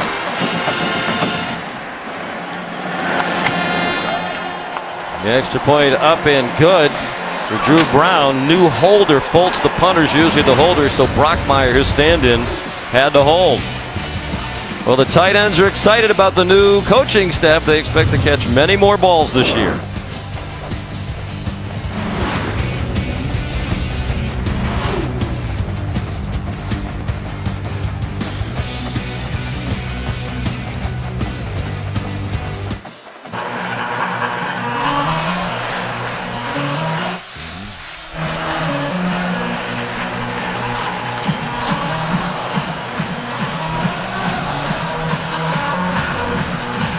Nebraska defense has helped turn this game around. An interception and a 4th down stop, setting up 2 touchdowns, and the Cornhuskers have recaptured the lead by 4.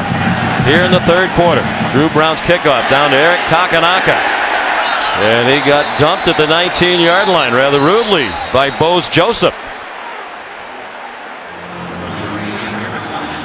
Here comes Taysom Hill.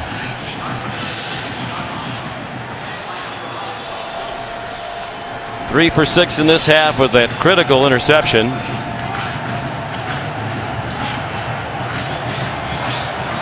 They led by 10 at the half. They had the ball. Crowd was out of the game. He threw the pick. It led to a score. The 4th down stop by the Nebraska defense set up another. They're showing blitz off the corner. Kalu comes and upends the runner, Nate Carter. That's on Taysom Hill. He's got to check out of it. They don't have enough people to block the corner blitz, and you're running right into the corner blitz. He's got to look, and they have to have a check to that. See, you don't have enough people, and Kalu's coming free and unabated to the tailback for a TFL, tackle for loss. And as you would say, the fullback Ho Ching also threw a no-hitter there as the lead blocker. Quick pass. Micah Simon.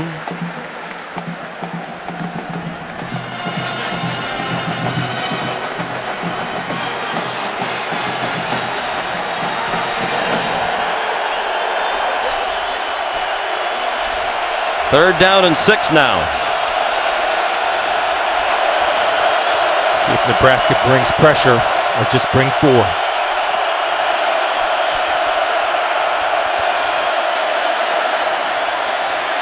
Hill steps into the throw and threw a fastball, and Mitchell Juergens couldn't catch it. Dedrick Young had the coverage. Sean, that's a great job by a freshman linebacker covering out on speedy skill player positions.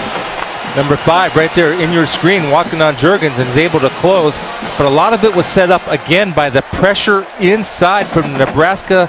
2 defensive tackles forcing Taysom Hill to throw the ball a little high and a little quick because they're pushing that interior offensive line back. Johnny Linehan. Wow, with the win, another bomb as the rugby punter all the way into the end zone. Over the head of Stanley Morgan Jr. 77-yard punt. Monday night on ESPN College Football Prime Time. The Ohio State Buckeyes beginning their title defense, trying to avenge their only loss of last season. Rematch with the Virginia Tech Hokies in Blacksburg Monday night at 8 on ESPN, also live on Watch ESPN. Chris Spielman, Buckeye legend, College Football Hall of Famer, still lives in Columbus. You say you have no inside information, but you think it should and perhaps will be J.T. Barrett at quarterback for the Buckeyes. I think Urban loves leaders. I think Urban loves running back with running back skill, or quarterbacks with running back skills. And the team spoke the loudest, Sean, as they voted him captain. Terrell Newby weaving his way through traffic. If it stands, it's a first down, but there is a flag down in the defensive backfield. Now the official who threw it picked it up and moved it closer to the line of scrimmage. And it looks like it's coming back. These penalties have to be cleaned up by Nebraska as they progress. Illegal block in the back. Offense number 10. 10-yard penalty from the spot of the foul. Replay first down. Especially penalties like that, because that's a mental breakdown, not a physical breakdown. Mentally, you got to know to not push the guy in the back.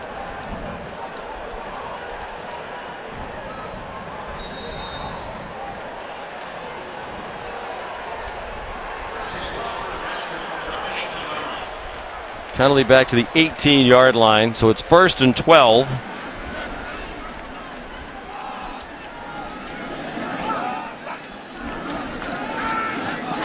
Down the seam, wide open, Westerkamp. And a rocket thrown by Tommy Armstrong. Jordan Westerkamp has the first down out at the 34-yard line. Blitz awareness. Tommy Armstrong's going to see the pressure, which leaves Westerkamp open in the seam, and Piccolo can't get there in time. Very similar, Chris, to the touchdown throw they had earlier. They're doing a great job faking the screen and then just hitting that seam with a quick hitter. Good recognition by Armstrong of where the blitz is. Usually on a zone blitz, the weakness of the defense is the side of the zone blitz. Turner, the receiver, coming across the formation, gets dropped at the line of scrimmage. By the way, Linehan, 77-yard punt. In his first game ever kicking a football in a game. That is the 6th longest punt in school history. He's had a couple boomers. That rugby style is paying off.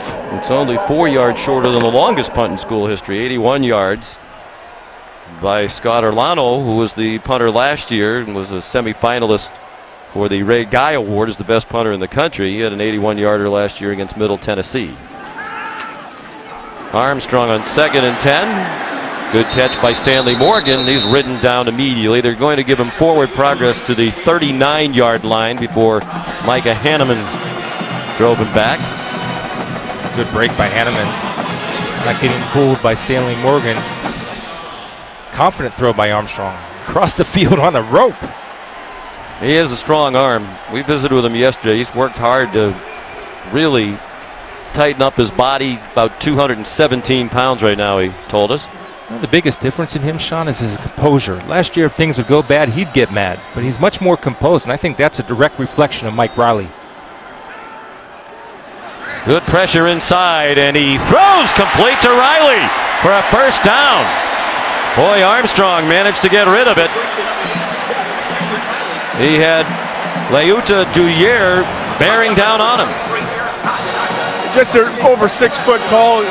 Really struggles to see over the line of scrimmage sometimes, but there, I don't know how. I'm standing in the end zone looking at his eyes. I have no idea how he saw the receiver coming across the field. Anticipatory accuracy, we talk about it all the time. Chris, what a great job throwing the ball under pressure. He got lucky, to be honest with you. No, he got lucky on that one because Kafuso was right there in the throwing lane, but he's 6'8", 280. He can't break on the ball. You just can't give an offensive guy a break. Did great.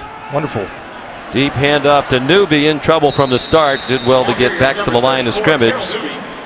Say Tautu, a backup linebacker in there. This is where you need depth because it's still 90 degrees. It's the season opener. You see a lot of hands on hips on both sides and people gasping for air. Especially, how many times both teams have thrown the football and pass rush after pass rush. It takes it out on the defensive line. 2nd and 10. It's been an up and down day for Tommy Armstrong, but he's completed his last 7 passes. A blitz. Longa, they loft a screen dangerously. It was a pop-up. You see Mikhail Wilbon gesturing back at Armstrong. Armstrong had the posse coming after him. That time he would have got lucky. Okay. Well, you're going to tell me on that last one, Todd, that in the film room, Danny Langsford's going to sit there and say, hey, that's a great throw, Tommy. Or are you going to say, Tommy? I just said I have no idea how he saw him coming. It was a great completion. All right. I'll go with you, Todd. You're right. Except on that play. Langsdorff calls here on 3rd down and 10 in the final half minute of the 3rd quarter. BYU led 24-14 at the half. Nebraska up by 4 now. Armstrong gets it off. And it is intercepted if he's in bounds. Micah Hanneman, a terrific catch. Caught it in the air, got the toes down. Looked like a wide receiver. And it's an interception. If it stands, undoubtedly, it'll get a review in the booth from Steve Newman. It's a great eye by you, Sean, and Hanneman right there. Field awareness, both toes are inside. A great play. Even the Russian judge gave that one a 10. He stuck the landing. Probably the first really poor decision right there by Armstrong, trying to force the ball to Westerkamp. But I love the athletic ability and the field awareness. See, look at where his eyes. I mean, he's catching the ball, understanding where he is on the field, and his eyes are checking for the landing. The ruling on the field was the pass was intercepted. The play is under further review.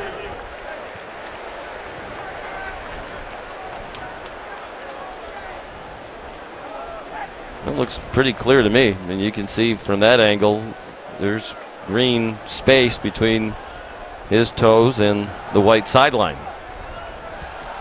If you're a BYU fan, it's take some time right now. I mean, this is the leader.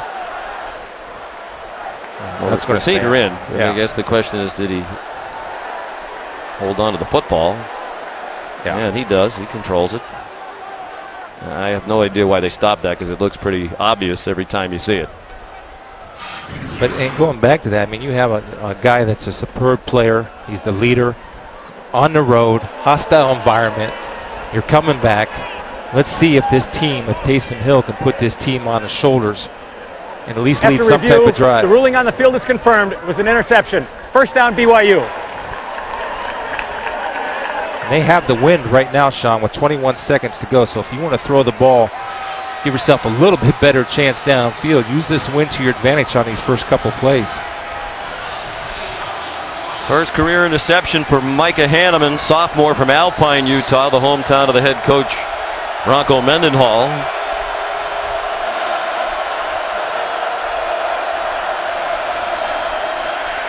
Hill sacked back at the 21-yard line. Greg McMullen, the defensive end. Mark Banker's dialing up some blitzes right there. Josh Banderas came off, took up the pulling guard, and allowing McMullen to come in and get the sack untouched. The Nebraska defense, the story of that third quarter. Gary's interception turned the game around. 28-24. The Huskers trying to win for the 30th year in a row on opening day.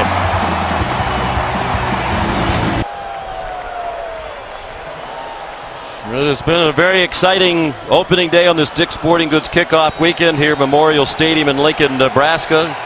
93 degrees at the kickoff. Back and forth they've gone all day, BYU and Nebraska. Nebraska leads. BYU's ball, 2nd and 17 as we begin the fourth quarter. Cougars at their own 21. Taysom Hill, deep ball up for grabs, incomplete. For Mitch Matthews with Joshua Kalu in coverage. Kalu has shown today. I mean, he's made some nice plays. He got beat on a couple, but we're going to play man-to-man all day. That's going to happen. I like the patience right there and looking back when the receiver looks back. Interesting note, BYU has only run 53 plays. They're totally out of the rhythm of what they want to do. They want to be a hurry-up offense, and they're not even close to having a hurry-up offense today.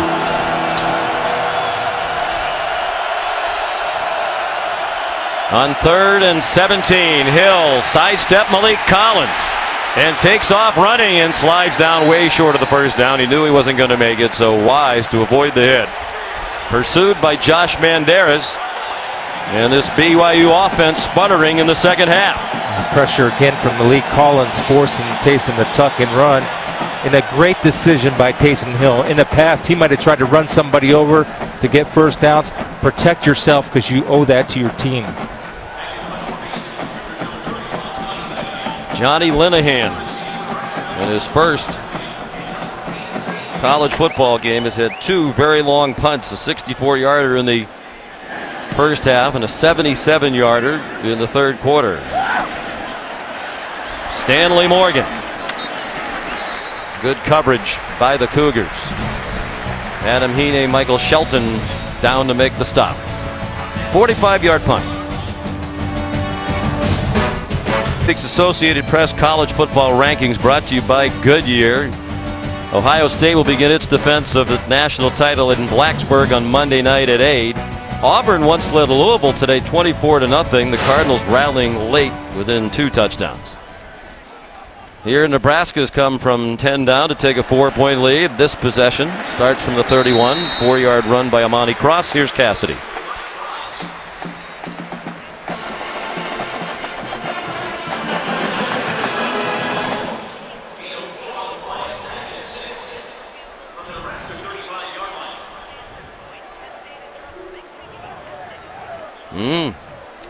Yeah, it's been an up and down start to the year for the Big Ten. Prater on the bench. Now he started in the place of Kai Nakua, who was suspended for the game, so they're going deep down the depth chart at safety. Brandon Riley trying to struggle for a first down, and Michael Davis did well to get him out of bounds a yard short of the marker, so a big 3rd down and 1 for Nebraska. Tui Loma has not returned, and that was a game changer as well. The Nebraska running game really picked up in the third quarter when he went out. The nose guard is the most important position on a 3-4 defense, and especially felt when you have a great player. Armstrong won't get there on a quarterback sneak. 3rd down and 1. He got hit immediately. Remington Peck the primary stopper for the BYU defense, and that is a huge play. Mike Riley pondering what to do. I would think here, Chris, with the wind and the way your defense has played in the second half, punt it away. Yeah, but you have a punter that's new, that's never punted in a game before, so I don't know what that his might be a factor as well. Their starting punter Fultz has gone out of the game, so that is a lot of milling around on the sideline, and I wouldn't be surprised if there's a timeout at the end of this with the play clock going to 5.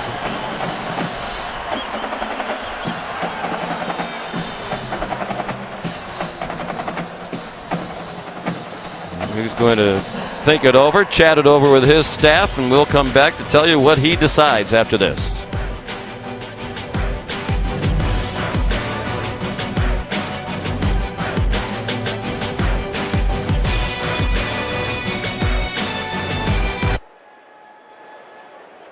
Tire dealer today. Well, a lot more has gone into this decision from Mike Riley than ordinarily would be the case. That's his starting punter, Sam Fultz, who's on the sideline on crutches with a boot on his left foot after he got hit earlier while punting. Tyson Brockmeyer is a backup quarterback, has never appeared in the game. He's a senior. He comes in as the emergency punter and did a good job. Micah Hanneman brought it back 6 yards.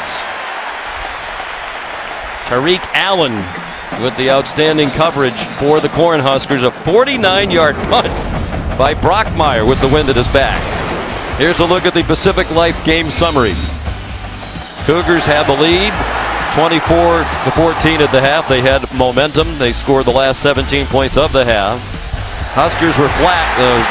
The interception by Nate Gary turned the game around. Trey Foster the go-ahead score, his first career touchdown.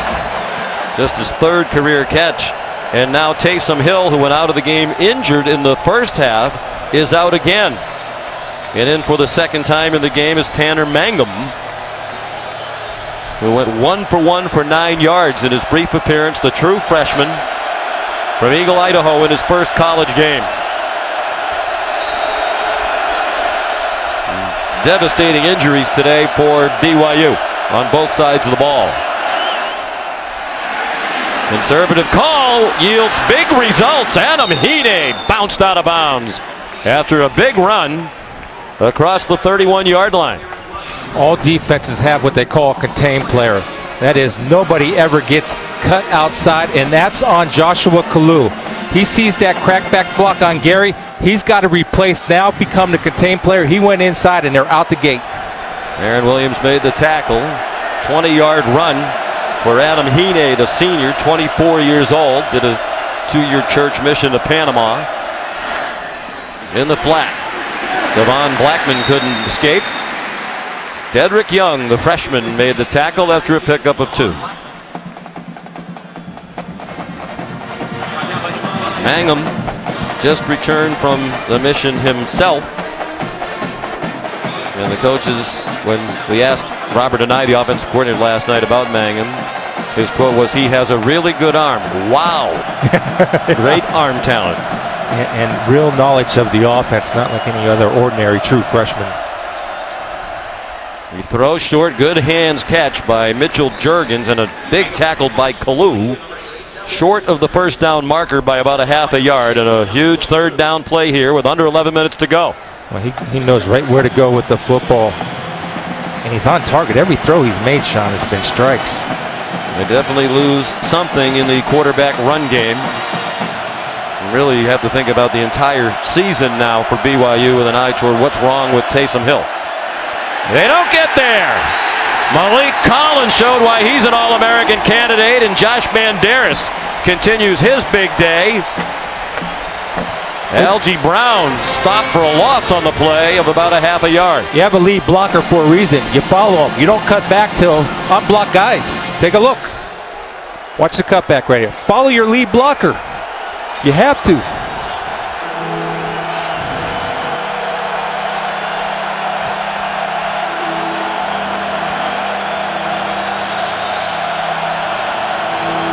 They're going for it on 4th and 1, and it's a long one, about a yard and a half.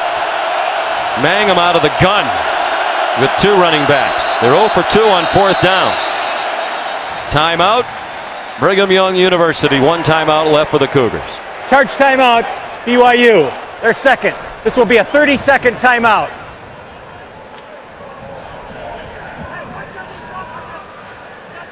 Dick's Sporting Goods kickoff week continues tonight on ABC. 20th ranked Wisconsin. Paul Christ's debut as head coach of the Badgers. Taking on number 3 Alabama. That's at 8 Eastern, 5 Pacific, presented by Wells Fargo. Alabama 3-0 under Nick Saban in season openers between ranked teams, as is the case tonight in the Dallas-Fort Worth Metroplex at Jerry World, the home of the Dallas Cowboys. Well, Nick Saban has a lot of time to prepare for a team. He usually hasn't played pretty well. Right here, Sean, I throw the ball and I attack Luke Gifford, number 12, who's struggled a little bit in coverage today. If he's not on the field, which he was in the half, there he is right here. If you can create a matchup on him, that's your best bet to get the first down. Right now he's just playing in space and showing blitz. Pressure on the freshman quarterback. Mangum, wow. Throws it up and it's caught by Nick Kurtz. It looked like a certain disaster for the Cougars. Mangum scrambling for his life. And again, the benefit of that huge target. Kurtz is 6'5", and BYU is on the move. Just awareness and trust.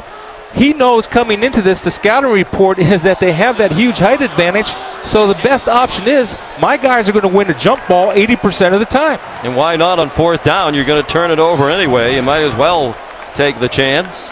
Mangum is 4 for 4 in his 2 stints off the bench. 38-yard gain. They've been waiting for Kurtz for a while. Highly touted out of junior college and then appeared very briefly last year for redshirting with a foot injury. Mangum has some room to his right, runs out of bounds and takes a hit. Obviously they don't want to go deeper down the quarterback depth chart. Fellow true freshman Dedrick Young in pursuit.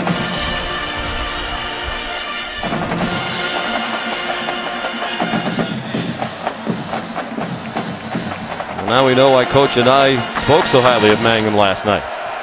Showing his talent and his poise. His awareness of receivers and where to go with the football. Impressive.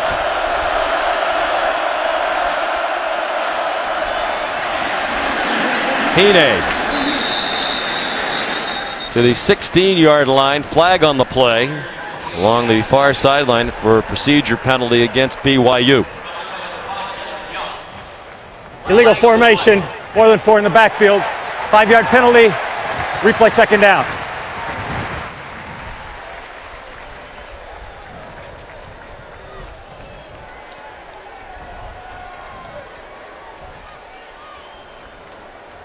Been a frustrating day for Coach Mendenhall. Some huge mistakes. Algie Brown drop pass wide open on a 4th down play that turned the ball over on downs. Hill, the uncharacteristic bad interception that turned the game around the second half. But still poised to take the lead here. Inside the 30. 2nd and 15. Mangum throws it up for another big target, and Matthews caught it out of bounds. With Kalu running with him. He's not afraid to throw it in tight coverage right there. Matthews had a little bit of a hesitation or a double move, and Kalu stayed disciplined, not looking back at the quarterback, not allowing Matthews to pull away.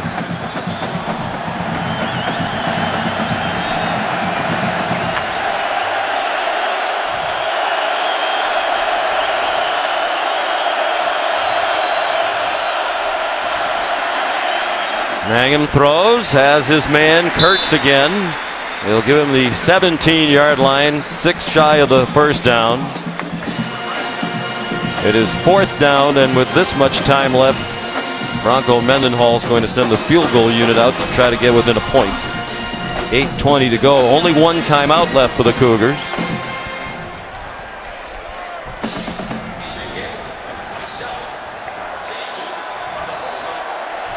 Trevor Sampson, 1 for 1 today. 35-yard try from the right hash mark into the wind, straight in his face. Good hold and good kick. And it's a 1-point game on opening day in Lincoln. Nebraska leading BYU with 7:57 to go.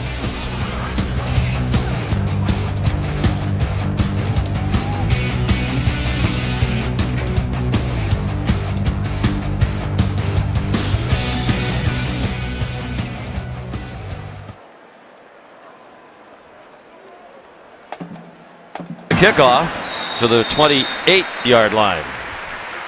Mike Wadsworth took him down from behind. Let's get an update on Taysom Hill. Here's Todd McShay. Well, guys, unfortunately, Taysom Hill's done for the day. What I just was told is that he re-injured that sprained foot. They brought back a boot. They brought back crutches. His wife went back there, and he's done for the day. So, obviously, very tough situation for Taysom Hill, who struggled through so many injuries in his career, played so well today, but he will not be back the rest of the day. The both times he was injured, both of them were non-contact injuries. The last one being on the slide to avoid the contact. It's just tough luck for the great player, Taysom Hill. Well, let's hope it's just a temporary thing. Got injured in Game 5 last year. He was saying last night, doesn't even think about getting injured again. He's going to play all out every play. But here it is, the first game of the season, and he's hurt again. Terrell Newby, the ball carrier, tripped up by Warner. Here's the day for Hill, and then a typical day. Productive both passing and rushing. And he's a huge loss. Bronco Mendenhall said to us last night that he knew it was going to be a big loss on the field because of the way he plays. He said he didn't know what a devastating loss was going to be to the psyche of the team because of how much Hill means as the team leader. Mendenhall says he's the fastest player, smartest player, strongest player, best representative of the team and the community. I mean, he really is the man. Well, Lane Hovey the catch, a yard short of the first down. He's better than advertised in my eyes. I mean, I watched him on film. I thought he struggled in certain areas. One of them was accuracy and touch. And today he proved to me that he's certainly improved that in his game. And so is number 4, Tommy Armstrong. You can tell that he's getting good, solid coaching. And he's adapted to this timing pass route offense that is instilled by Mike Riley, where he's been on target and he's throwing. As soon as his back foot hits, Sean, he's throwing to a spot as opposed to a man. Huge play. Under 7 minutes to go. 3rd down and 1. Bronco Mendenhall calls the defenses. Looks like he's bringing pressure right up the middle. He does, and they blow up the running play. Logan Taylor leading the charge. Nowhere to go for Terrell Newby. Mendenhall has called the defenses off and on during his 11 years as head coach, and he wasn't bragging when he said statistically we've done better when I've called it, and this is why you make the calls yourself. Well, when you put a tough player in to replace your best defensive lineman, Taylor moves from defensive end into nose and makes a huge play from the nose guard position for his Cougar defense. So again, here's the backup punter, the senior who's never played in a game. He's the scout team quarterback, Tyson Brockmeyer from Aurora, Nebraska. Has punted once in this quarter and did a good job. This one's a little bit short, but unreturnable along the far sideline at the 33. Fair catch made by Micah Hanneman. Good job in an emergency by Brockmeyer, and an outstanding job in relief of Taysom Hill by Tanner Mangum. Yeah, I think the poise and the understanding the matchup that he has with the tall receivers against the shorter corners. But look at him, look left and throw right. That's because he has a firm grasp of the offense and knows where second and third option are open on the field, depending on coverage.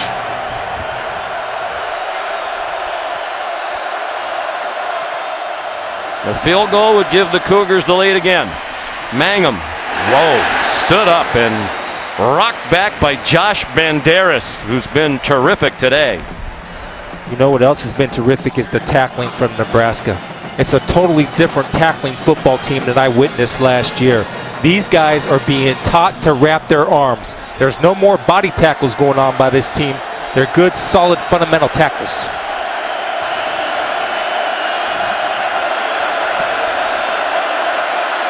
Out of the gun on 2nd and 11. Mangum throws it high in single coverage, and Matthews couldn't run under it. He's had a spirited battle with Joshua Kalu. Well, he's been impressive because when you put your corners on an island and you ask them to match up and play man-to-man all day, you've got to be physically tough, but more importantly, you got to be mentally tough because you are going to give up some plays. But he bounces right back.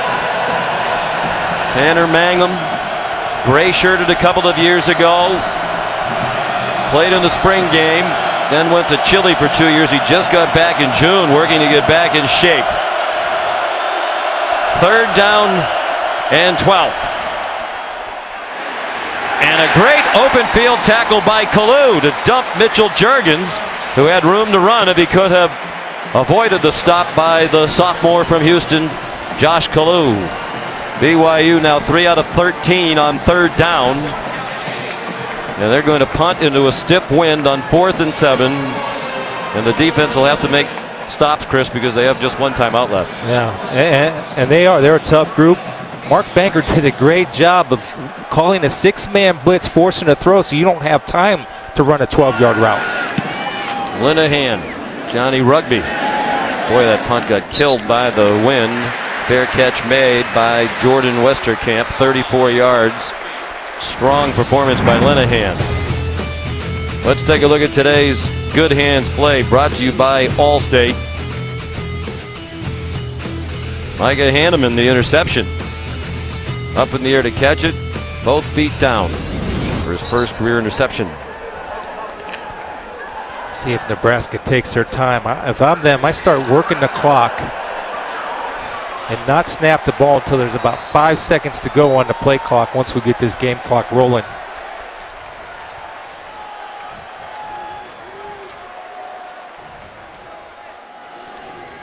Amani Cross takes the handoff, power straight ahead. Well, you just saw Travis Tuiloma on the bench.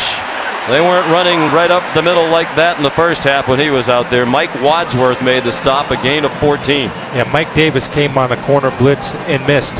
He missed him in the hole. He had a chance for a TFL in the backfield. Mike Wadsworth is in for the injured Prater, and he's doing his best. But they're playing with deleted troops in that secondary for the Cougars. This is where the suspensions and the lack of depth really start to hurt Nebraska. The veteran Armstrong taking his time. Snapped it with 6. They're just playing the run now. Cross smothered immediately by Wadsworth and Kafusi. Coach Mendenhall will not use the last timeout here, and the clock runs under 3.5 minutes to go. I think it wouldn't be bad time for a screen because Bronco Mendenhall is selling out on run blitzes. And so if you have a good screen off man-to-man coverage or a run blitz, now's the time to throw it because I think you'd get big yards. Armstrong out of the gun. Cross remains the running back. They're creeping up as if to blitz. And they weren't bluffing. Armstrong wide open. Brandon Riley. And a touchdown saving tackle by Micah Hanneman.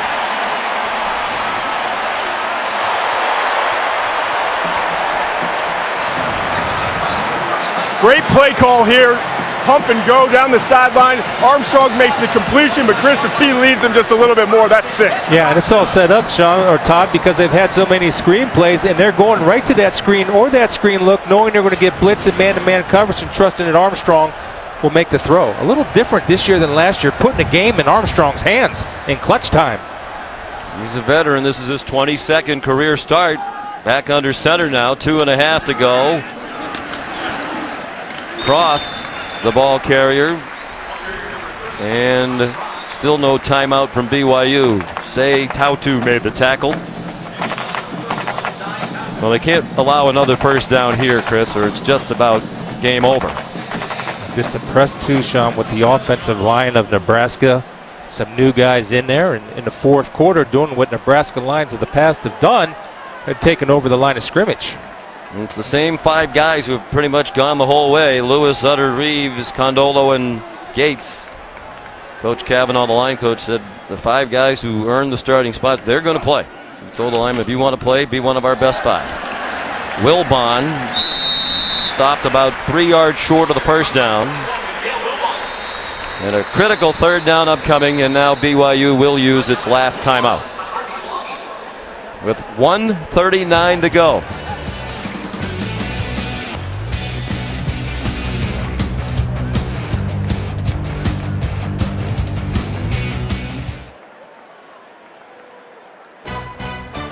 It's really over. 3rd down and 3, leading by 1. Jamal Turner took the handoff, got smacked and taken down. Mike Wadsworth. Boy, they're deep onto the depth chart, and Wadsworth's been big. They lost Tuiloma, their starting nose guard. Pikula, their leading returning tackler. Jordan Prater, a safety. Talk about being strong up the middle. They were weakened by those injuries up the middle. That's a huge stop. And Coach Riley, with the decision to make, is going to try the field goal to make it a 4-point game. On 4th and 5 with the wind. This time for Brown, he hit a snap hook into the wind earlier. Only 66% last year. And again, backup Holder and Brockmeyer in for Fultz. 41-yard try. That's another hook.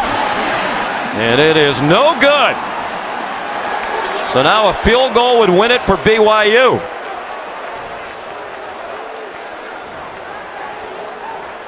As a field goal kicker, you have to make adjustments. If you hook the first one, you have to adjust so you don't hook the second one. And a lot of times that comes from trying to hit the ball too hard. Shouldn't have had to feel like he had to kill it there from 41 with about a 20-mile-an-hour breeze behind him. So hope still alive on the Cougar sideline. Now they don't need a touchdown. All they need is a field goal, but no timeouts. 48 seconds to go. Tanner Mangum, the freshman, just back a couple of months ago from a 2-year church mission in Chile. They start from the 34. Mangum, deep ball, up for grabs. Kurtz up and over and couldn't hang on. With Daniel Davey waging a spirited battle. Looked like the height of Kurtz was going to rule the day again, but he couldn't corral it. As a corner, you must finish plays. Exactly what Daniel Davey does right here. Even though he knows his guy has the ball, you're going to rake and fight through the whole play to get it out of there, along with help from Kyron Williams coming over to help him do his job. Line of scrimmage is the 24-yard line. The career long for Sampson's 45 yards. Last year, that was in the bowl game in Miami Beach. Mangum running out of time. Takes off running, dives ahead near the first down marker. And it looks like he got it. Tremendous effort by Mangum. They got the first down. He's gesturing to clock it, but the clock is stopped. Line up and run a play. We got an injured player on the field, Greg McMullen, number 90. Which gives them now plenty of time to just get a play ready and snap it on the ready for play signal from the referee. Interesting choice, and I like the choice by Mark Banker, playing a percentages, only bringing 3. Well, when you only bring 3, that can be an exhausting on a defensive lineman. And Mangum, again, showing poise, aware of the pass rush, and making a good decision not to force the ball to get as many yards as he can with his feet. Well, you saw in the replay, McMullen, when diving for Mangum, didn't get him, slapped the field turf, and apparently suffered a left leg injury. So 28 seconds, no timeouts for BYU. And the kicker, Sampson, doesn't have the longest leg, and it's into a pretty stiff wind, so they'll have to get a long way down there to give him a chance. Here's Cassidy.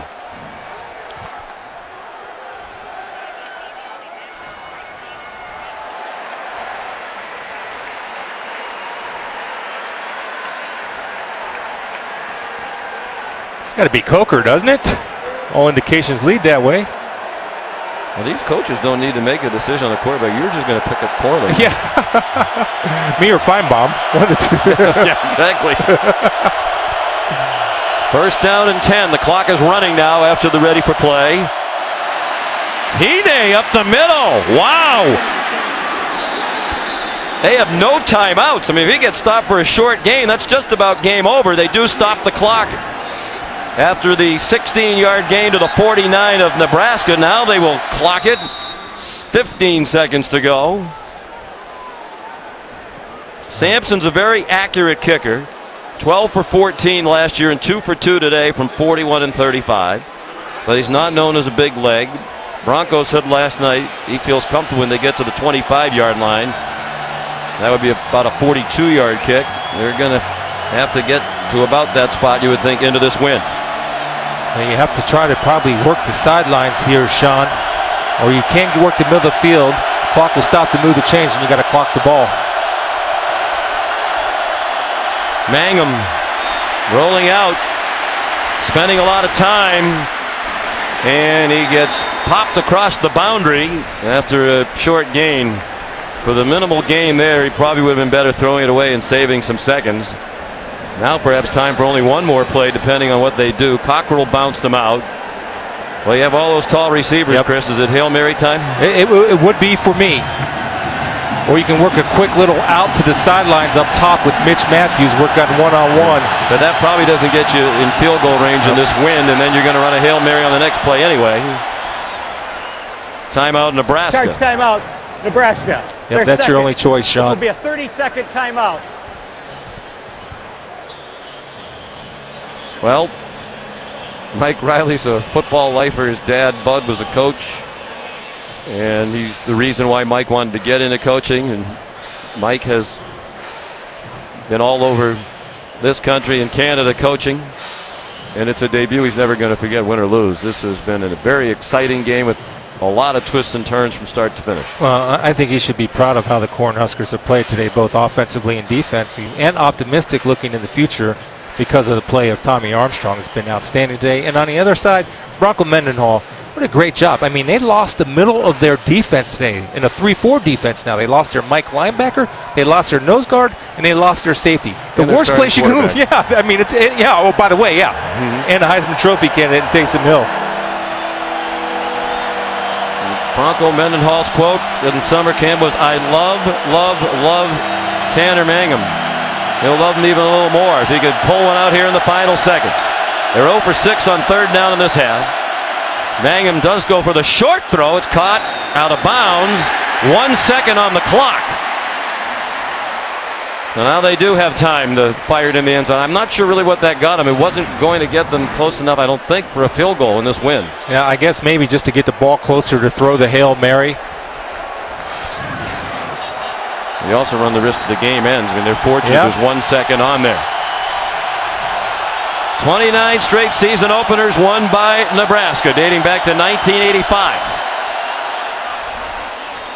And Mike Riley is going to use his last time out. He doesn't want to be the guy who is the head coach when that streak ends. The last 5 Nebraska coaches have all won their debut, dating back to Bob Devaney's win in 1962. He's really the man who turned the program around. The last to lose his first game was Bill Jennings against Washington State in 1957. Devaney, Osborne, Solich, Callahan, and Pelini all victorious in their first game as head man on the Nebraska sideline. Well, I would think this is a pretty easy call for Coach and I. Yeah. Those 3 tall guys run down to the end zone, throw it up there, and hope that somebody catches it. And as a defender, you want to try to bat the ball down or spike it down, not make a crazy play, tip it up in the air. How many times have we seen those go to the offense at the very end? That's the guy I'd go to, Kurtz. Barring a penalty, the last play of the game. And a memorable season opener for both teams. 3-man rush. Mangum, all kinds of time. Steps into the throw, in the wind, down to the goal line, and caught! Touchdown, BYU! Mitch Matthews on the last play of the game. The ruling on the field is a touchdown. The previous play is under further review.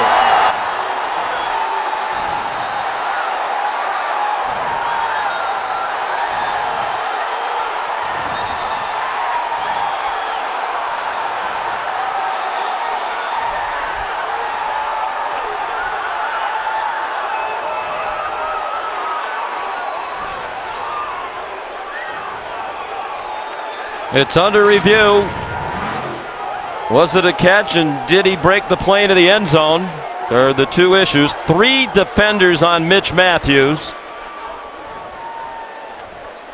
Well, he's in the end zone, and there's no sign that he doesn't have the catch. I think that's going to stand, Chris, don't you? Absolutely, it's going to stand, and a great job of Mitch Matthews using his body to block out. I think one thing you want to do if you're Nebraska, next time you defend this, you always want to have somebody in front of the receiver, and you kind of sandwich that guy, and it just allowed him to use his big body to box out too, and catches it at the highest point. I mean, that's what we all called. Everybody knew was coming, including Nebraska. Luke Gifford and Nate Gary there. Aaron Williams came in too late to help. And we believe this is going to stand and be an unbelievably dramatic win for the BYU Cougars, which will end the longest opening day winning streak in college After football. review, the ruling on the field of a touchdown is confirmed. Game over. Mitch Matthews.